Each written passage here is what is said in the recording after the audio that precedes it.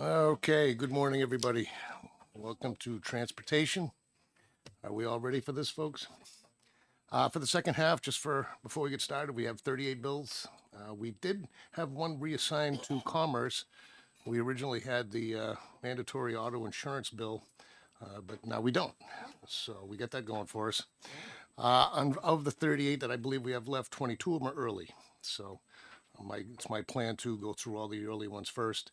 You know, I usually try to group things up, but because we have so many earlies, I may not be able to do that, just to let you know.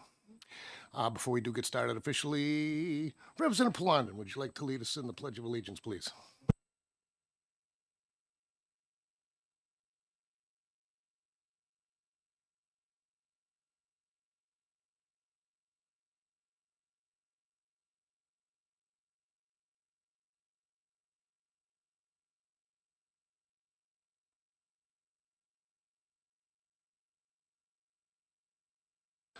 Yes, on our other footnote, our vice chairman is not feeling well today, so I'm on my own, apparently.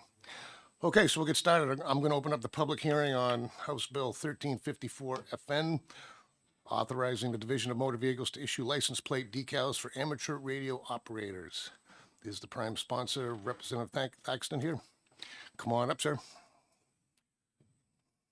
Welcome.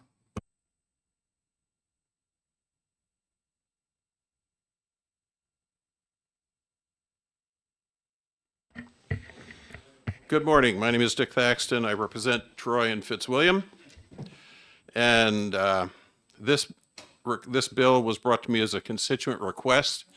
I am not personally a ham radio operator, but I am familiar with ham radios. I had several members of my family were ham radio operators starting in the 1920s. The history of ham radio, if you're not aware of it, goes back to 1905, before we had what we think of as radio stations and modern communication system.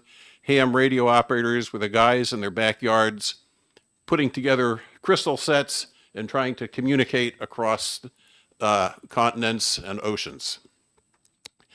I think it is a reasonable thing to allow this decal for ham radio operators who want them, because ham radio operators provide, in times of crisis, they sometimes are the only form of communication in and out of small communities. We don't have hurricanes and so forth up here too often, but we do have them. And when you look across the country and across the world, many times the only way you can find who's alive and who's dead and what's going on in a community is through some ham radio operator who's got a big tower in his backyard. They are amateurs, as it says in their name. They are not for profit. They are they're a generally convivial group. I had an uncle who had they had an organization within ham radios called the Fraternal Association of Radio Transmitters. FARTS. So, society. So that's the kind of folks they are. They're very nice. I would say if you are agreeable to recommending this bill, that we amend it and change the date to be effective with January 1 of 28. I understand there's a problem with producing license plates, changing the license plate stuff prior to that time. I'm open to questions. All right, thank you, sir. Any questions from the committee? Representative Hamlin. Thank you, Mr. Chair. Thank you for being here, taking questions for us today. So just, what is the difference between an amateur radio operator and a licensed radio operator? Well, you have to have a license as a ham radio operator. You do have to get an FCC license. So I think that, so just to be clear on that particular point, I'm not quite sure what the question is. If you talk about like an FCC license to operate a radio station, There's a tremendous difference. These people are people who are designed to communicate almost like a telephone service or a cell phone. It's between individuals. It is not between organizations or for public broadcast, so-called. Does that make sense? Kind of. Okay. Follow up? Yeah, if it's on the bill. Go ahead. Yes, okay, thank you. Do we know approximately how many of these amateur radio operators in, There are in New Hampshire? yes, I do not. okay. Oh, he does. There you go. Anybody else? Representative, why am I drawing a blank this morning? Miller. It's Miller time. Miller remember? time. It's 2 in a row, 2 years in a row. It's a two-part question. One, would it surprise you to know that the number is approximately 5,700 licensed in New Hampshire per the latest FCC stats I could find when I was looking at this last week? It would not. May I ask a follow-up, please? The actual question I wanted to ask. There is a second bill, obviously, about this, or not obviously. There is a second bill that we're going to hear about in just a couple minutes about this that is for full plates, not decals. Basically for the same thing, though, for radio operators. And I'm curious if you have a position that one would be better than the other, more amenable than the other, and the other bill also allows for or requires that the collection of people who get these would be put on a good list, on a list that the Department of Safety would maintain, that they could reach out to them in times of these crises. And would you be amenable to that sort of thing being added to your bill if it's the surviving one of the? I would say that would be a better bill. Okay. Thank you. Yeah, actually, he beat me to that, to let you know there was a second bill. I also have some questions on this whole topic, with whichever one we go with for the Department of Motor Vehicles. Hopefully, there's somebody here that can answer some questions in a few minutes. Anybody else? Representative Guyson. So thank you, Mr. Chair. The bill reads as a decal. Is this like a flat license plate with one of the almost like a sticker that's pre-laminated? Or Yeah, that's okay, my understanding. thank you, Yep. thank you, Mr. Chair. Anybody else? Representative Palondon. Thank you. Thank you for taking my question. I'm just wondering, amateur radio operators, it's not a new venture. Where do they currently post their stickers or their call numbers or whatever? Well, this now is- there's a request to put it on stickers on plates. Well, this was to recognize the existence of them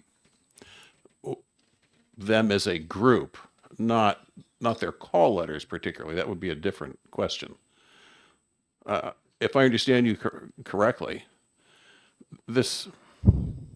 Let me see if I can help. Generally, we haven't seen, believe it or not, a decal bill in a couple of years. Oh. Only because it's been proven not to be as attractive as everybody once thought. Okay. Because you have to go out and make the sticker, et cetera. Right. A lot of times, we usually see that decal as well. Right. So, I don't know if that helps you where you were going with it, because I didn't see anything in the bill that would require the call number to be on the decal either. It's usually a logo or a symbol of some kind. Yeah, that was my intention. Was not my intention to have the call letters on there.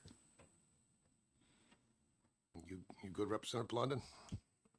Maybe just for clarification, because I'm thinking of different organizations, and typically that organization's identification is the stickers that they manufacture and put in their windshield. And I'm just wondering, the difference between identifying the organization in a window sticker or on the bumper versus on the plate. I just see it as we've got so many variables coming out with stickers and such on our license plates now. I just don't want it to get out of control. That's my concern. Yeah, we'll touch on that in a minute. Any other questions for Representative Thaxton? Representative, who did I see first? Pataro. Thank you, Mr. Chair. Question to the chair. Would it please the chair to know that I am in fact a licensed ham radio operator? So any background insight into the organization or technical questions about anything about it, I should be able to answer. You will be invaluable at our executive session. Any other Thank you. questions from the committee? Representative Sykes. Yeah, I also have a question to the chair. I assume the fiscal note that I see in this does not apply to a decal plate. but applies to license plate, because I want to be clear that this fiscal note doesn't necessarily apply. I agree with you, and that's why I was hoping somebody from DMV could answer it, because it doesn't make any sense to me either. Okay. Anybody else? Okay, Representative. Thank you, Mr. Chairman. Thank you for taking my question. Is this both a decal and a new plate? Or one or the other? Well, it sounds like you've got a separate bill for a plate. I think that either would be fine. I think probably a plate is better personally. Because this talks about a registration plate symbol, follow up. Yeah, go ahead. This talks about a registration plate symbol available to any applicant, and it also describes the decal. So is it both a plate and a Well, decal? that wasn't my intention, so it may be confusion between me and the nice people who wrote it for me. Okay. Correct, and it could be that language that actually is leaning towards the fiscal note, which is not typical for a standard decal plate. Right. But we'll dig through that. Thank you. Anybody else for the representative? Seeing none, thank you very much. Thank you. You'll forgive me. I won't stay for the rest of the hearing because I have a vote across the hall. Fair enough. Thank you.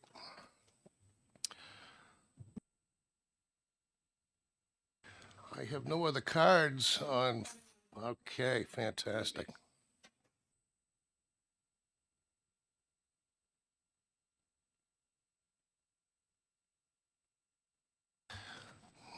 Welcome. If you can introduce yourself, please, for the record. Good morning, Chair, members of the committee. My name is Jennifer O'Leary, and I am the Registration Bureau Administrator, formerly Title Bureau Administrator. I have been with the division for 23 years with a main focus in vehicle records. I am the one that prepared the fiscal note for this bill, and I would agree with the previous statement that yes, the bill does indicate a plate symbol, which is indicative that a symbol would be put onto the sheeting and then applied to the permanent plate, and that is the basis of the information that is in the fiscal note. In addition to that, you are correct. The Division of Motor Vehicles does not produce decal plates as it relates to the current decal plate laws, which is 261B, I believe. When we look at what's required in 261B and the outlines there, that is for nonprofit agencies to develop, be approved for, distribute, collect, track, all of that. All the division does is produce and distribute the decal plates, which are both passenger style and veteran style, and there are certain parameters that surround each of those. I'm open to any other questions. Thank you very much for reminding us all of the process. It's been a while, like I say. Just one question for me before I open it up to the committee. I know we appropriated the money last year for the new system, and I was in a conversation with the director. I guess the hopes were that once that's online, that the whole concept of new plates would be a lot easier and a lot cheaper than it used to be. Could you tell me the status of that? I actually cannot report on the status of where we are at with that. I do know that an RFP was put out and there were submissions for it. I am not aware of any contract being issued at this time. You are correct that the basis of that project is going to be more efficient and cost-effective way to produce plates, which will open up additional opportunities for plate styles to be created in a quicker turnaround time than what our current process is as they are produced through the Department of Corrections. Just out of curiosity, has there been any conversations about, once this new system is online, is the decal plate even going to be sought after or even needed? Because that was a huge solution we came up to years ago because of all the requests. That's a great question. I would assume that it would be easier to get a new plate type through. That is the anticipation with this project. As it stands for the decal plate, there would have to be legislation put through to take away the decal plate and the opportunity to produce decals. With that would probably be legislation for additional plate types to go through for these 501c3s, and how those funds will be collected as they are now with the decal plate would have to be worked out legislatively. I know I said one more, but one more. If you could find out when this might be, I know you said the RFP's out. If there's any ballpark of when this might be up and running, that might help us in our decisions. Anybody else from the committee? Seeing none. Thank you very much. Thank you. I have nobody else signed up to speak on 1354, so I'll close the public hearing. Just give us a couple minutes to reset.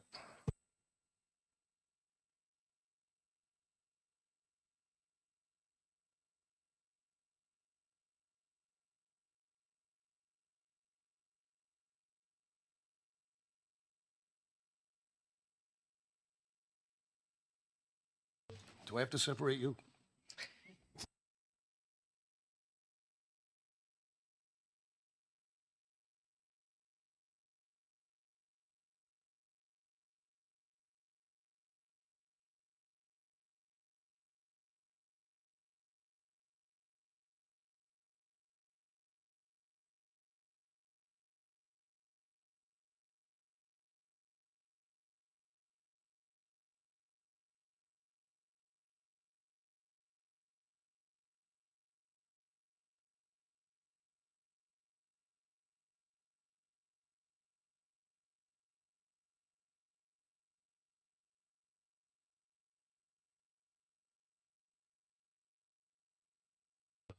Being 10:21, going to open up the public hearing on 1483 FN, House Bill 1483 FN, creating a motor vehicle license plate for amateur radio operators. Chair recognizes Representative Ullery, the prime sponsor. Welcome, sir. Thank you. For the record, my name is Jordan Ullery, Hillsborough 13, and this is a constituent urged bill, the same as the previous one just heard. Many of you may remember the hurricanes that hit central United States last year, and they're still recovering in parts of North and South Carolina, Georgia's. One thing that allowed emergency services to get to places and allowed the military to make strategic food drops was the fact that there was communication available, and it wasn't government. It was people who held FCC ham operator licenses.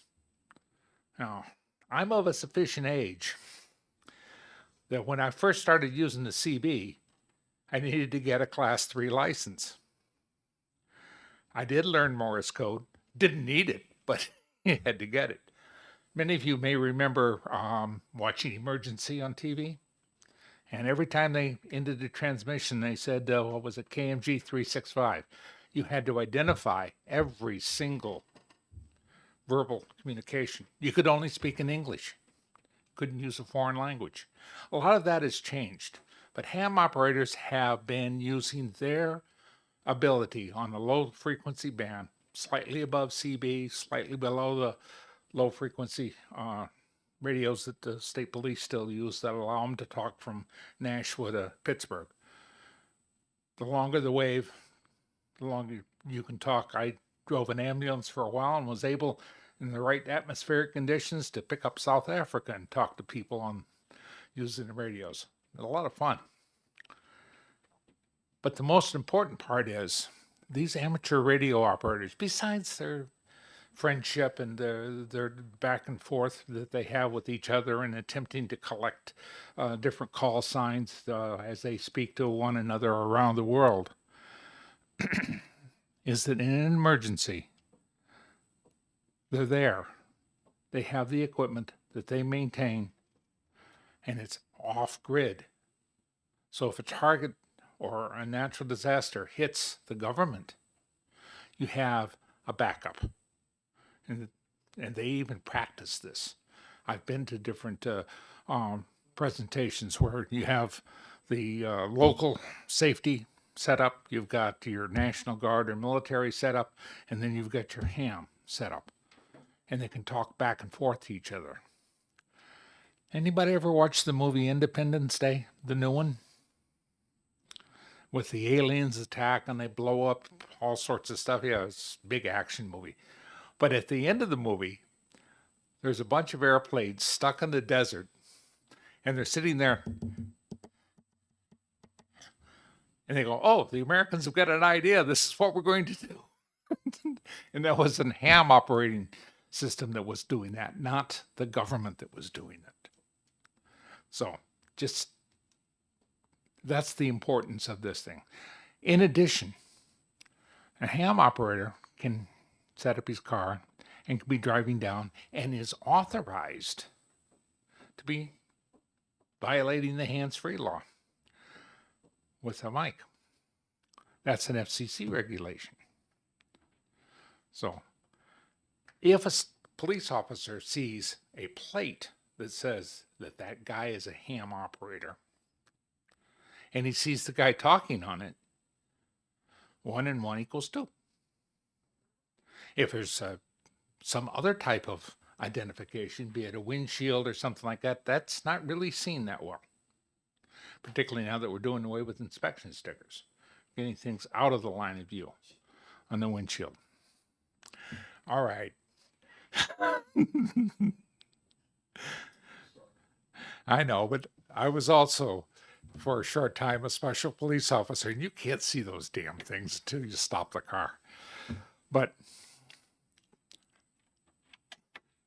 the point is, the plate you can see, and it identifies himself to a safety officer. Or if there's a situation and they're going en route to an area to set up a relay station, this will tell the guard at that's blocking off the area, this vehicle is authorized to go into this place to do this type of activity. Whereas, fraternal association, which I have on mine, I have a D plate, I have a decal plate. For the Knights of Columbus, well, it's just an organization, but this is an essential member of a backup program. So it's an immediate form of identification. The cost is de minimis.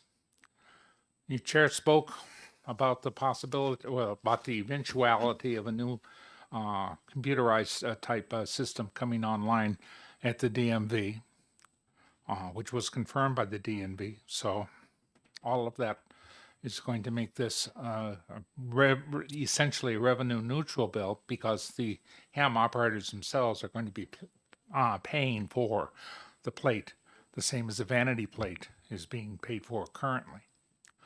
So I'm looking forward to that. Now, there was a question about what is a ham operator. Ham operator is a radio operator. It's either verbal or with the old Morse code over the air, breaking it on a specific set of frequencies. If you want more information, you've got a ham operator here, and there's a ham operator behind me that instigated this bill. Kept threatening not to cut my lawn. But if you have any questions, they can answer more specifically what takes place with the ham operators. So with that, Mr. Chair, got any questions? I'll be happy to answer them as Thank you, sir. best I can. Any questions from the committee? Representative Miller. Thank you, Mr. Chairman. Thank you for taking the question. One of the bits that came across in the fiscal note was a mention, and it's part of 2B in the bill, that the director would set the fees for the plates. The fiscal note, as approved by the House and Senate Ways and Means Committee, the fiscal note notes that that's usually administrative rather than the Ways and Means Committee. Yeah. Would you be amenable to us fixing that with an amendment? That's fine. Yeah, I would love to be able to rule on my own bill. Can I ask a quick follow-up? Also, sorry, and a follow-up. You mentioned sort of access and identifying yourself to, a guard or somewhere in a point at a crisis situation. 2D here specifically says that will not confer special privileges including, quote, access to restricted areas.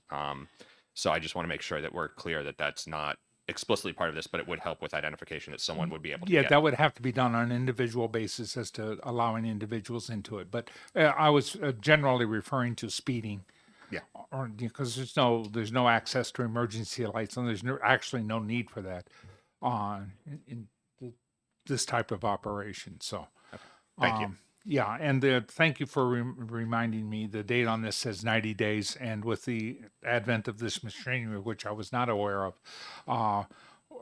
probably 1/1/27 would be more appropriate to allow phase in. Thank you. Anybody else? Representative Sykes? Thank you, Mr. Chairman. Representative Ulrey, I would just make note that it would be, maybe you and the other representative can get together and see if we can deal with one bill instead of two bills and come to the same happy conclusion, if that's possible.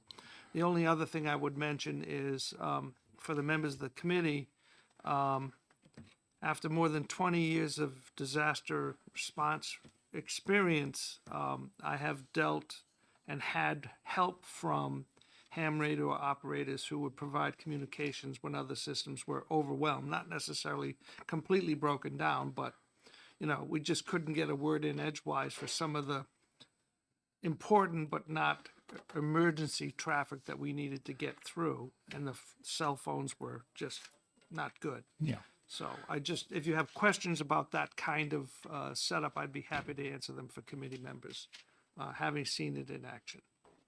Yeah. Thank you very much, Representative Sykes, and I think the committee can be the best place for that to merge these two bills together, because they're now both in the possession of the committee. But I'm amiable to working that out anyway. Thank you. You will certainly be part of the loop. Did I see your hand up, Representative Blondin? Go ahead. Thank you, Mr. Chair. Thank you, Representative, for taking my question. My background is all about safety, and I was a certified instructor for disaster life management with the federal government. And so I've got some familiarity, but my naivety is with the amateur radio. May I ask, who quantifies and qualifies the information disseminated during an emergency situation? That's an interesting question, because some of it can be raw data, and some of it can be quantified, qualified information. For example, the number of victims at a particular location when there was no official source there, that would have to be just because of the situation. There's an incident here, it appears to be. So it's be a first responder type of notification, the same kind of information you get from a 911 type call. It's unqualified and it's unverified. It's a request. However, if that person can provide you with specific information, so that has to go through the entire process of triage at the site in their instant command for them to make their determination based upon the data that they have, some of which is raw, some of which is not. Having been to disaster situations going all the way back to the Von Dome fire, which was utter chaos because nobody was able to talk to each other. The same thing at Suffolk County Courthouse. There weren't, that was before there were common frequencies, or, it was terrible. So. If I can interrupt for a minute too, I know I'm very curious about ham radios too, but let's try to keep our questions relative to the bill itself. We can do our own research on what ham radios and how they function on our own. Any other questions about the bill for Representative Ulrey? Seeing none. Thank you very much, sir. Oh, shucks. Thank you. I have one other card, hopefully two shortly, because I do have one good question for DMV, but the chair recognizes Richard Kahn, representing himself in support of the bill. Welcome, sir.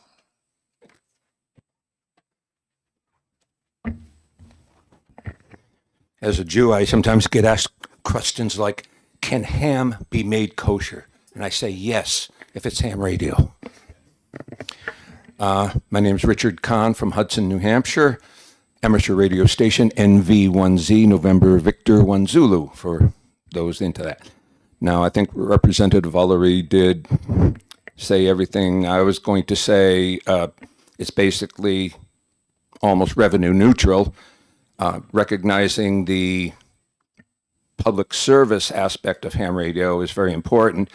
I think Representative Johnson was asking the question, and it is relevant because who would make the decisions? Now, my wife, also a ham, we were asked to be in service during Hurricane Gloria in the mid-'80s. And this is before cell phones were everywhere. And my wife and I sat at the PSNH branch in Nashua taking calls from ham radio operators, trouble reports. So they didn't have to go find a phone anywhere. Basically, someone said, oh, there's wires down on this street, and we wrote it down, handed it to the appropriate people. Saved a lot of time, saved a lot of trouble. Now, even if conventional, cellular communication is not taken out, hams have been known to have are very useful in that regard.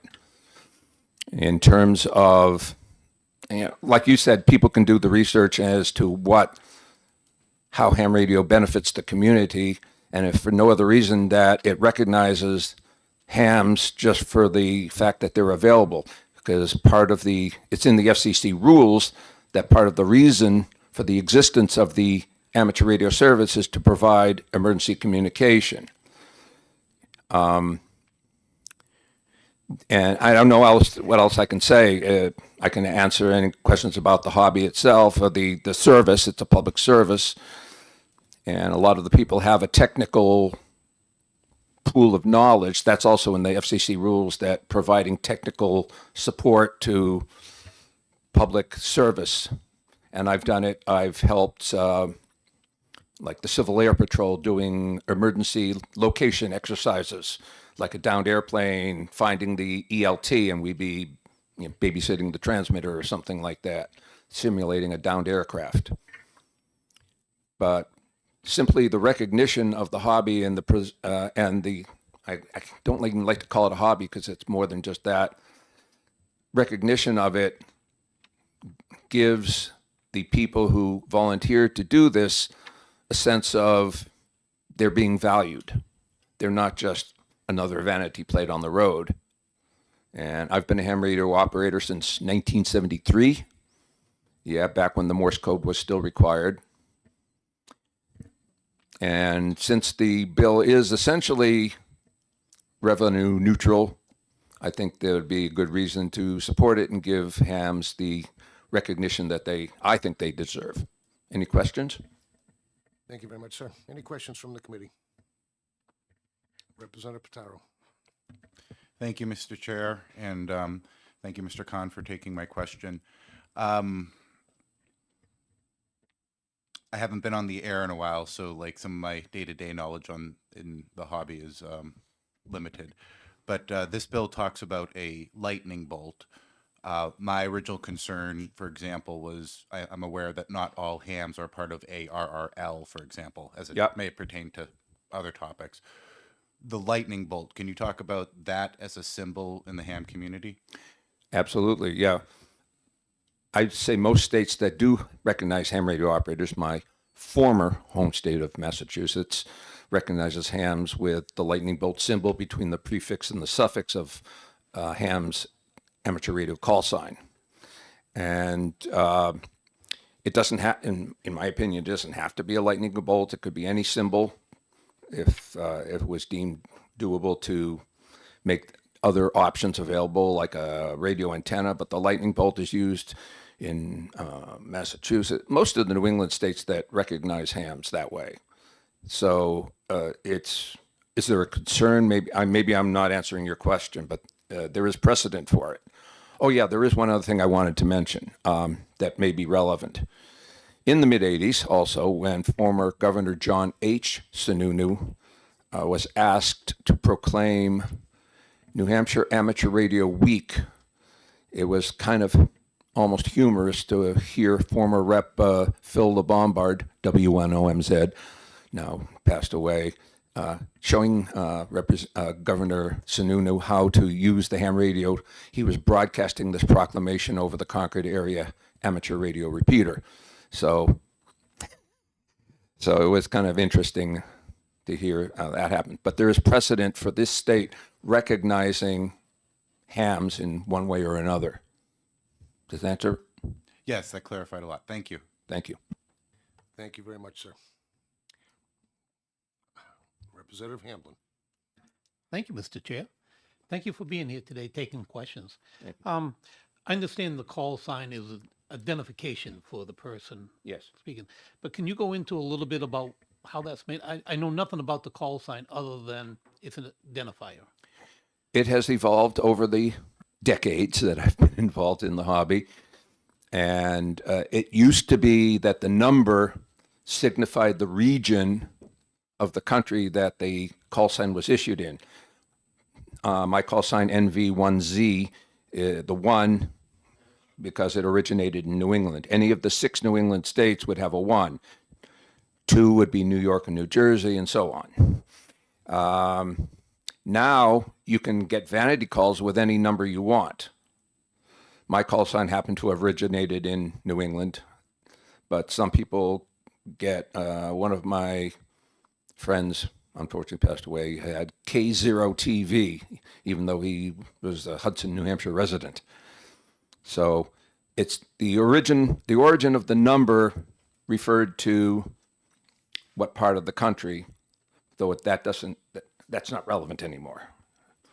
Yeah, I'm gonna stop you right there if I can. Yeah, sure. As I said earlier, we can do our research on how ham radio systems work, how the call numbers work, all of the other things that go along with it. I think we're all certainly convinced of how important and how historic ham radio operators are. But really, let's stick to actually making the bill work and the plates themselves. Okay. Any other questions relative to the bill? Seeing none, thank you very much, sir. May I add, please, one more thing, just very quickly. Anyone has a question like you're talking about, reach out to Representative Valerie, and he can forward any questions to me, and I will do that. Thank you. Thank you again very much. Chair recognizes Jennifer O'Leary from the Department of Motor Vehicles.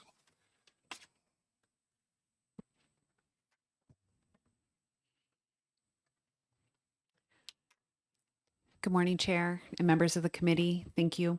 My name is Jennifer O'Leary, and I am the Registration Bureau Administrator, formerly of the Title Bureau. I've been with the division for 23 years, the main focus in vehicle records. Thank you very much for coming up again. I have one question. And Representative Sykes and Representative Crawford might even have the same question. I've been starting, this is my 14th year. And for the previous, first 10, maybe 11 years, we dealt with custom license plates created for everybody's individual favorite thing with a logo. They were vanity plates. They were going to get charged as well. But we always used to see somewheres in the area of $280,000 for the setup and the creation of a new plate. And I see this one at 25. What happened? So in working with my technology team to see what the creation and development would be behind the scenes to create the new plate type in our technology system, which is MAP, there is a $25,000 associated fee to go with the creation and the hours and development and testing and all of that. The development of a new plate type is only going to require us to work with our vendors and get the image approved, which there's no cost to have the director and the commissioner approve an image if it's provided to us. And then it goes into our regular production materials. Were we being steered wrong for all those years, or what has changed? I can't speak to the information that was provided in previous testimony or fiscal notes. I can only speak to what was provided to me in preparation when these bills were presented. And again, I only say ask because the pain we went through to get the decal plate as a solution was incredible. Representative Sykes. Thank you, Mr. Chairman. As I remember from the previous costs associated with individualized new license plates, the explanation that was provided to us that the significant cost was software changes for the vendor for all the cities and towns that provide plates, not just the actual plate cost. So I want to make sure that we're not missing something here. So my question is that changed as well? I can't speak to what the cost associated with system changes. I can speak to my experience in system changes and ones that we've recently experienced with the change in fees, certifying our vendors. There is development cost associated that is the cost of the state, and that goes with our MAP team. So our IT developers that work directly with our system of record, that is the cost associated with that portion of it. I am not aware of any cost associated that the vendors would provide, but that is not something that the state pays for. I can't speak if there were efficiencies that have been implemented in these updates and these changes, but creating a new plate type within our system where we already have plate type development associated is not a large cost to us.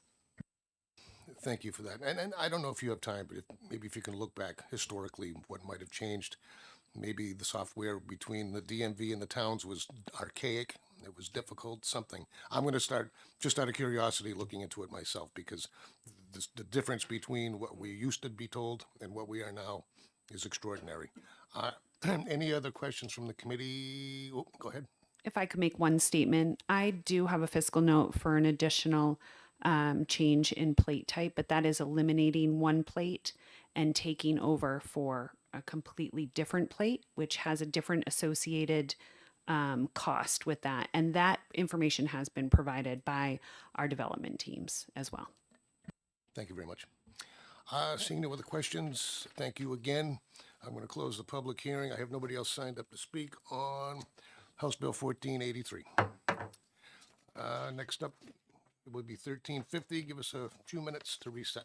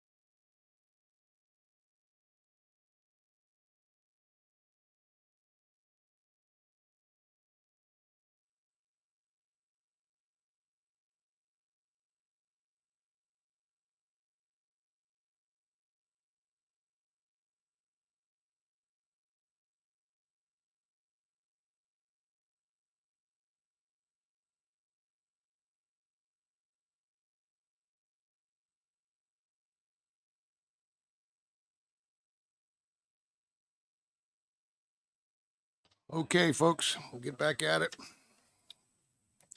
I'm going to open up the public hearing on House Bill 1350 FN relative to antique motor vehicles. Chair recognizes the prime sponsor, Representative Barrington. Welcome, sir.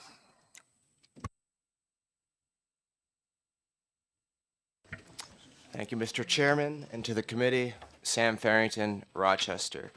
So this bill is pretty simple. It just removes language from an already existing statute. I received a request to file the bill, and so I did. I like the idea. Right now, with antique plates, there are some restrictions on it, so you cannot drive it for everyday use. You can't even drive it across town. It's only supposed to be intended for, as it says in the RSA 2259-4, it says basically club activities, parades, and other functions of public interest, but not for use in commerce.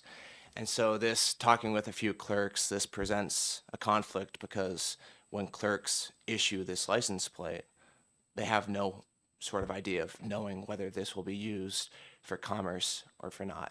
So it's a pretty simple bill, and if there are any questions, I could answer them. Thank you. Any questions from the committee? Representative Miller. Thank you, Mr. Chairman. Thank you for taking the question. I actually have two questions about this bill. One,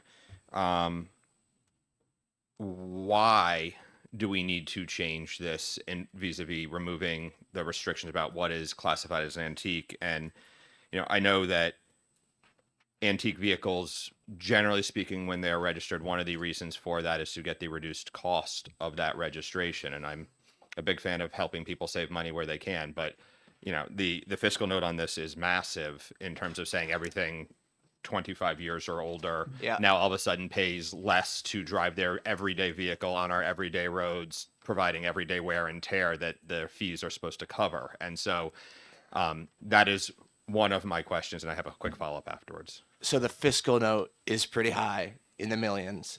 It assumes that all 75,000 vehicles would automatically make the transfer, which I don't think would be the case. Like I said, like right now, all 75,000 could still apply and get the plate.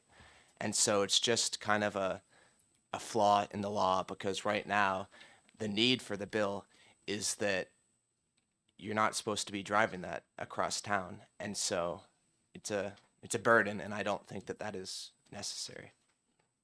Yeah, I have to ask the question. I have antique plates. We've also discussed antique plates many times over the years. It's my understanding that you have to meet at least one of the things, one of the criteria, not all of them. And I have never heard of the thought that you could not drive a vehicle across town. Commerce is very simple. No. Everyday use is very simple. But where did you hear that you cannot drive this across town? Well, in 259.4, the statute reads that these are the restrictions, and it shall not be used for commerce. Did you say you had a follow-up, Representative Miller? I do, if that's acceptable. Thank you. The other thing that this changes, especially it's the first part that's crossed out, line 5 and 6, I believe, is specifically removing the exemption for the fire trucks at 20 years old.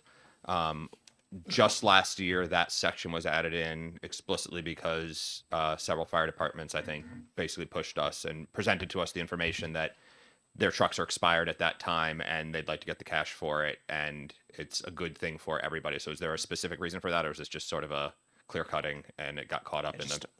all the above, yeah. Okay. Thank you. Anybody else from the committee? All right. I guess I'm just trying to understand where this comes from. I mean, the whole purpose of the reduced rates for antique motor vehicle plates is the fact that they're not used on a regular basis, generally speaking. So I guess I'm having a hard time understanding why anybody would have a regular registration again if they could get the cheap antique one. If it's older. If it's over 25 years old. Yeah. I know I'm trying to put a question together here, but I'm having a hard time. You don't have to bother answering. I'll just say that, like right now, the clerk, if it sees that the car is older than 25 years, the clerk can issue the plate. And so then law enforcement, they see the statute. How are they supposed to know who's driving for what purpose? It's kind of like with the farm or the ag plates as well, where you're supposed to be doing this, but like there's confusion where are you actually doing it? Well, that's another beast altogether. But anybody else from the committee? Thank you. Seeing none, thank you, sir. I have one other person signed up to speak, Caleb Labby, in support of the bill, looking for 2 minutes. Welcome, sir. Thank you, Chair. Thank you, Committee. So my name is Caleb Labby. I'm from the great town of Brentwood, and I'm here today in support of HB 1350. I believe that here in New Hampshire, the state should not tell you when and where you can drive, how often you can drive, or even why you drive. In a live free die state, if your vehicle is safe and registered, you should be able to drive it on our roads whenever you'd like. But under current law, antique registered vehicles are treated differently. RSA 259:4 defines an antique vehicle that is maintained for use in exhibits, club activities, parades, and not intended for daily use. That single sentence is the foundation of all antique registrations in New Hampshire. So you're allowed to, the problem is this language is outdated and vague. It doesn't reflect how people actually use antique vehicles today. Most owners are not running commercial operations or abusing the system. They're taking their classic cars out on a nice day, driving to lunch, stopping for gas, or even coasting up Route 1 in Hampton. But under current law, ordinary use of these vehicles is left legally unclear. You're allowed to go to a parade, but not clearly allowed to stop for lunch on the way. You're allowed to attend a car show, but not clearly allowed to drive across town just to enjoy the car. And that creates confusions for not only drivers, but for law enforcement. We see this same problem recognized in other states. For example, Connecticut's statute on these kind of plates deleted the requirement in 1979 with the Public Act of 79-25. They removed the requirement that these plates should only be used in exhibits, parades, and similar events. And after that change, vehicles with those plates could be used for regular transportation, just like any other legally registered vehicle in the state. And that history shows that that state acknowledged the subjective purpose of travel language that doesn't match how people actually drive their cars. And that leads to the second problem. Enforcement is impossible to do fairly. There is no way for a police officer to know whether your driver is on the way to a show, coming back from a club event, or even just out for a casual drive. There's no mileage limit, there's no logbook, there's no objective test, and the law pretty much asks officers to guess a driver's purpose, which leads to inconsistent enforcement, selective enforcement, or even no enforcement at all. That's just not good lawmaking. HB 1350 fixes this completely and clearly by modernizing our antique plate statute. It simply updates the law so that antique plate vehicles can be used just like they are, privately owned, properly registered vehicles, without forcing people to justify every single trip they take. It replaces a fairly outdated subjective standard with one that reflects real-world use. This bill keeps New Hampshire's antique vehicle community strong, it preserves our automotive history, and it respects the live free die spirit that our state's known for. And I urge respectfully everyone on the committee to support HB 1350. Thank you. Thank you. Will you take any questions? Sure. I'm going to start. Based on the injustices that you've identified with the antique plate language, as a solution, what do you think? What would you think about just abolishing the antique plates completely? That way, everybody's paying the same registration fee, and nobody's getting a free break, and there's no confusion. Well, obviously, a lot of people wouldn't like that. I've talked to a lot of people, and they love their antique plates, and they want to keep that. But they're kind of burdened because they want to. My friend, he just got an older car that is older than 25 years old, and he wanted to get an antique plate, but his town clerk told him that he can only drive it to events, shows, stuff like that. So he just got a regular plate because he didn't want to be. He was worried that he couldn't drive it to Hampton one day or to Manchester. And so I think that if I see the fiscal note that is here, and I think it's extremely exaggerated, to be honest. I think that if you want to kind of bring down that fiscal note a little bit and the burden, maybe implementing a road use fee. But I don't think abolishing the antique plate would be right. I mean, most states have an antique plate, and Connecticut did it right, and I think we should see what they did and maybe follow suit. And again, the only reason I asked the question is because the whole purpose of an antique plate is to give people reduced rates because, in fact, they don't use their vehicles as much as a normal vehicle. I mean, that's the whole concept behind it. Most people don't. Maybe but we can look at the language. We've already done it once. If perhaps we can look at the language again. Thank you. Any questions, Representative Guyson? Thank you, Mr. Chair. Thank you for taking my question. This might be a better question for law enforcement, but I'm going to ask your interpretation. So I actually am a collector, and I have a 1970 Shovelhead Harley Davidson. In your evaluation of the way the law is written right now, if I do some maintenance on that and then I ride it here to take it to work, that would violate the daily use clause because I'm not going to a show or to a club event. And so is that your interpretation of the law as it's written? I think that, thank you for the question, Representative. I think that if obviously daily use is every day, right? But how can law enforcement prove that that super old Honda Civic with an antique plate has been driving to work every single day? Do you just randomly pull them over one day and ask them where they're going? I've seen you yesterday. You know, you're back here. I think that if this law can't even be enforced, why even have it? I would ask law enforcement how they would enforce a law like that. Thank you for the question, Representative. Any other questions from the committee? Representative Miller. Thank you, Mr. Chairman. Thank you for taking the question. Would you agree that there's a difference between antique and old? That's subjective. I mean, there's no old license plates here in New Hampshire. There's only antique plates here in New Hampshire. Can I ask a quick follow-up? Follow up. A bit building on the chairman's question, the aesthetics of an antique plate are also different from the traditional plate. I also have one, and I got a 4-letter antique, so I got my big man in the mountain on it, and I love it. I'm curious if it was just an aesthetic thing and the fees were commensurate with everyday use. Is that something that you would be amenable to because we're enabling everyday use with these vehicles now with the plate? Thank you for your question. So are you stating that the road use fees be equivalent to regular plate fees? If we allow it for everyday use, yeah. I think that, I mean, I'm not a lawmaker, but I think that it should be cheaper. That, you know, it's a 25-plus-year-old vehicle, and that property has been taxed for the last 25 years. So I think that the road use fee should be lower than let's say a 2016 Honda CR-V, because most people, you know, if you do daily drive it, like I said, it's been taxed more than enough for the last 25 years. But if you are going to daily drive it, I wouldn't be super opposed to some sort of road usage fee. But I don't think it should match the current passenger vehicle plate. Thank you for your question. Thank you. Representative Sykes. Just a question of the chair. Are we going to hear from law enforcement or DMV about this? Because I do have a question about the actual interpretation of the law versus more technical. I do question. too. I don't have anybody signed up to speak it, but I figured before we exec it, we would certainly get law enforcement's interpretation. Because I agree, I don't agree with what's been presumed today.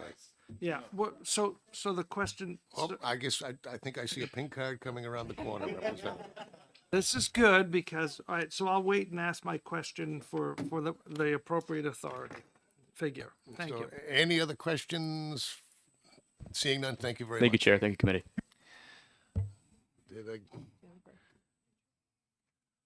You look familiar. Chair recognizes Jennifer O'Leary from the Department of Motor Vehicles. Thanks very much. Good morning, Chair, members of the committee. My name is Jennifer O'Leary, and I am the Registration Bureau Administrator, formerly of Title Bureau. Been with the division for 23 years with a main focus in vehicle records. I'm open to any questions the committee may have regarding this bill. Representative Sykes and I have the same question, but I'm going to let him ask it. So my question, I'm trying to suss out what this actually means. The way I interpret this, this struck part of the proposed bill is on line 5, and in the case of a retired fire apparatus over 20 years old and which is maintained for use in exhibitions, club activities, parades, and other functions of public interest, but not used for commerce, period. So those kinds of activities under this law, do they only apply to fire trucks? The restriction, I guess, is what I'm asking. It is my understanding that you are correct. I believe that there was legislation passed last year to specifically outline the use of retired fire apparatus outside of the 25-year antique vehicle and moving it into a 20-year. I wasn't present or involved in any of that testimony, but yes, it is my understanding that the language would mean that in the case of fire apparatus over 20 years old, which is maintained in the use of exhibitions, club activities, etc. And then as a follow-up? Yeah, go ahead, follow up. And as a follow-up then, going to line 7, then the next sentence, for the purposes of this section, maintained for use shall mean a motor vehicle, retired fire apparatus, or motorcycle in its original condition or restored to original or better condition, and not intended for daily use. what does that really mean in terms of, is that vague enough that we need to tweak that? Are you talking about specifically the daily use piece of it? So daily use has been considered vague. The interpretation is that it's not your regular driver. You are correct that antique vehicles are generally stored away during the winter months due to the conditions of the roads here. Nobody wants to put their antique vehicle on the road and have it eaten away, be a rusted bucket of bolts. That has continuously been the intent of what an antique registration is. You are correct that the lower fees are associated with lower road use. The fees that are collected through registration do go towards the highway fund, which then does go into maintaining our state roads. And then the fees that are collected at the town level go into fixing the local and maintaining the local roads. So when we look at registrations that are lower in cost, that's a lower amount that goes into maintaining those roads. So when you see my regular SUV operating down the road, I'm paying the full fees. That's because I'm using that every day and I am making use of the roads every day. I hope that clarifies. Anybody else? Let me ask you one last one on, and I'm not being sarcastic, it's, we've seen the issue before with clerks not always understanding the intent or the law themselves. As we heard before, it was thought that if somebody had these plates, that they would not even be able to drive across town. They could only be going to an exhibition or a parade. Do you interpret it that way? No, the division does not interpret it that way. It is for use on the roads. There are fees that are associated that go into the highway fund to cover that use on the roads. It's just not an everyday driver. There's no restrictions on where you can drive it. You don't have to keep it in this state, which are other misconceptions of the law. Thank you very much. Anybody else? Seeing none. Thanks again. I have nobody else signed up to speak on House Bill 1350. I'm going to close the public hearing. We're not running too bad. A couple of minutes to reset, please. Next up will be House Bill 1176.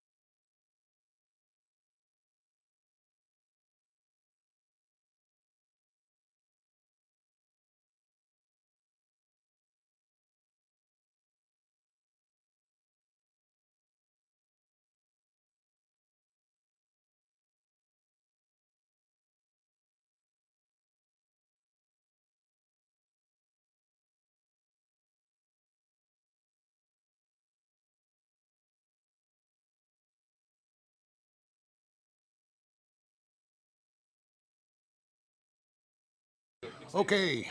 We're going to open up the public hearing on House Bill 1176 FN relative to display of license plates on vehicles. Chair recognizes the prime sponsor, Representative Nodder. Welcome. Thank you, and I represent Hillsborough 12, the town of Merrimack, for the record. So the last time this bill came to this body, the arguments that were made was that, you know, you're going to destroy a beautiful vehicle by drilling holes in it to put the front license plate on it, because some cars don't have any apparatus to put a front license plate on it. And at the time, I'm like, yeah, that doesn't apply to me. I don't care. Well, I've changed my mind because I've visited Vermont and Florida, and they both do not require a front license plate. So what I saw was a parking lot full of all these beautiful front license plates, decorative ones, flowers, Vermont strong, although even though they're upside down, that's what I saw over there. And I thought, you know, this is a good idea, and it could create business because people could sell them and make some money. It would be good for our state and good for the economy. It's as simple as that. Thank you very much. Questions from the committee? Wow. Do you remember, Representative Nodder, didn't this pass out of the House last time? I don't recall, but I do remember that Jason Osborne was the prime sponsor last time. Yeah, because we've had several of these attempts over the years. So, Yeah. okay, thank you. I'll Well, look let's into it. pass it this time. Well, I think we did. But, Okay, but thank you. No other questions. thank you.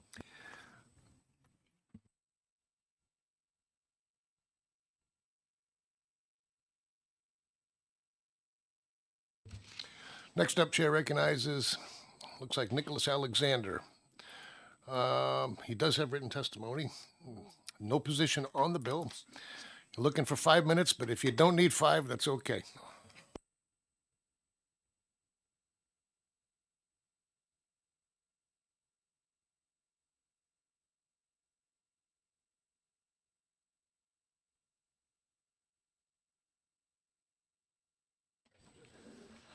Thank you, Mr. Chairman and members of the committee.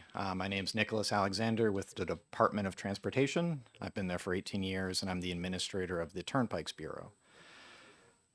So with your permission, I did pass around written testimony. I would just like to highlight the beginning and the end, and then take any questions that folks have. So good morning, Mr. Chairman and members of the committee. The Department of Transportation has concerns with the proposed bill and the requirement that only a single plate would be required on the rear of vehicles registered in New Hampshire. This presents a very serious problem for the Easy Pass system that we operate in this state, as the first license plate will no longer be available to be captured by the tolling system. The tolling system relies on clear images of license plates for all electronic tolls without an Easy Pass transponder, as well as for dispute resolution and violation enforcement. And jumping to the conclusion, for all of the reasons above, the department cannot support this bill as it will reduce revenue to the turnpike system and increase toll and violation processing costs. I know most states are moving towards electronic tolling. Do you know any of them that also have just one license plate in the rear? And what effects have you seen there? So you're absolutely right, Chairman. There are some states, Pennsylvania and Florida are two of them, that only require a license plate in the rear. It's not that the technology isn't possible, it just leads to more processing fees. And currently in New Hampshire, if you look at number 5 and number 6 in particular, number 5, right now, all of our tolls are not outfitted to capture the rear license plate, especially the cache lanes in Hooksett and Hampton. So that would be an immediate impact. And then particularly on commercial vehicles, it leads to more processing time because generally if the front plate isn't captured, the rear plate of many large vehicles are obscured or they're part of the trailer, in which case in many cases a different company owns the trailer than is actually driving the vehicle. So it increases processing costs. I can't speak for other states and how they've handled that specifically, but I do know that for New Hampshire, it would lead to higher costs. Thank you, sir. Anybody else from the committee? Representative Guyson. Thank you, Mr. Chair. So is your interpretation that this is applying to commercial vehicles and tractors? My interpretation was yes, that this bill does not differentiate between passenger or commercial use. Follow up? Yep, follow up. Actually, disregard. Thank you. Representative St. Clair, you've been quiet. Thank you, Mr. Chair. Thank you. My question is how much money is the state been losing all these years with the electronic tolling with motorcycles and cars that come from states without that requirement of a front plate? I can't give you a good number off the top of my head. I do apologize. But certainly whenever the front plate is not available, it leads to more challenging in processing. When we capture out-of-state vehicles, if they don't have a transponder, it's called an ITOL, and we use the image to go to a reference database to see who the owner is, and then we use that to process the invoice. So anytime that the front plate or the rear plate isn't captured by that image, then it's as you described, it's a fee that we can't recoup. I have another one for you. The transportation must be fully aware that this type of thing is attempted every couple of years. So my question would be, now that they're redoing the rest of the tolls, such as the Bedford one they just began, are they doing the cameras the same way, relying on front, or are they starting to look more at the rear? So the Bedford tolls, in order to get ready for the conversion, did have rear cameras added to the lanes that are open. So as technology moves forward and as we move toward all electronic tolling, like on the Seacoast area, it does reduce the need for the front plate. We're still relying on those images in millions of cases every year, and cutting that visibility in half would affect how many tolls we can process. Anybody else? Representative Coker. Thank you, Mr. Chairman. So what percentage of do you know a number of what percentage of cars go through that you can't capture a plate on, either front or back? I mean, is that a common problem? I did not come with the number for how many we can't capture. Forgive me, number 3 does describe that there were 23 million images collected. And of those, 53% relied on the front plate first. It doesn't mean there wasn't a back plate accessible, but the system stopped when it read the front plate. Okay, so yeah, so there's no way to know. Oh, sorry. Is there a follow-up? A follow-up, Mr. Chairman? Yeah, go ahead. So there's no way to know if it would have captured the back plate? Not on those transactions. Okay, thank you. Anybody else? I saw you first. Representative Sykes. Thank you, Mr. Chairman. Thank you, sir, for taking my question. Are you aware of any state that had gone from 2 plate to 1 plate and then back to 2 plates?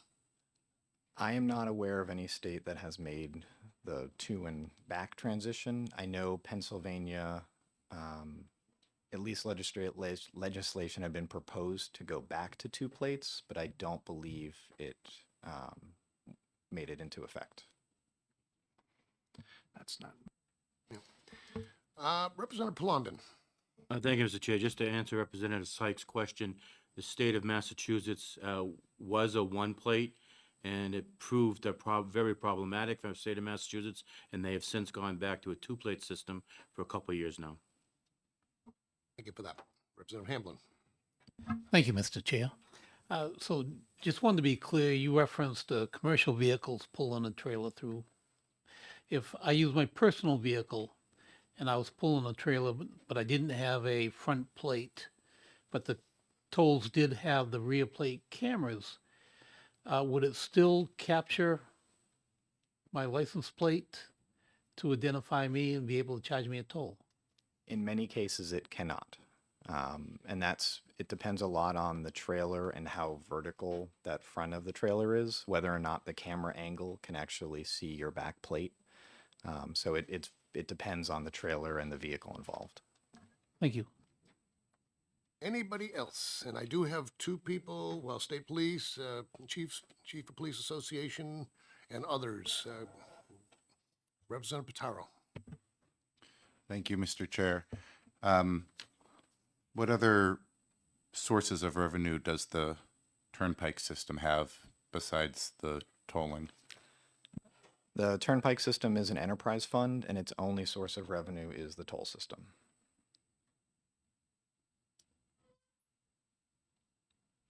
Any other questions? Seeing none, thank you very much.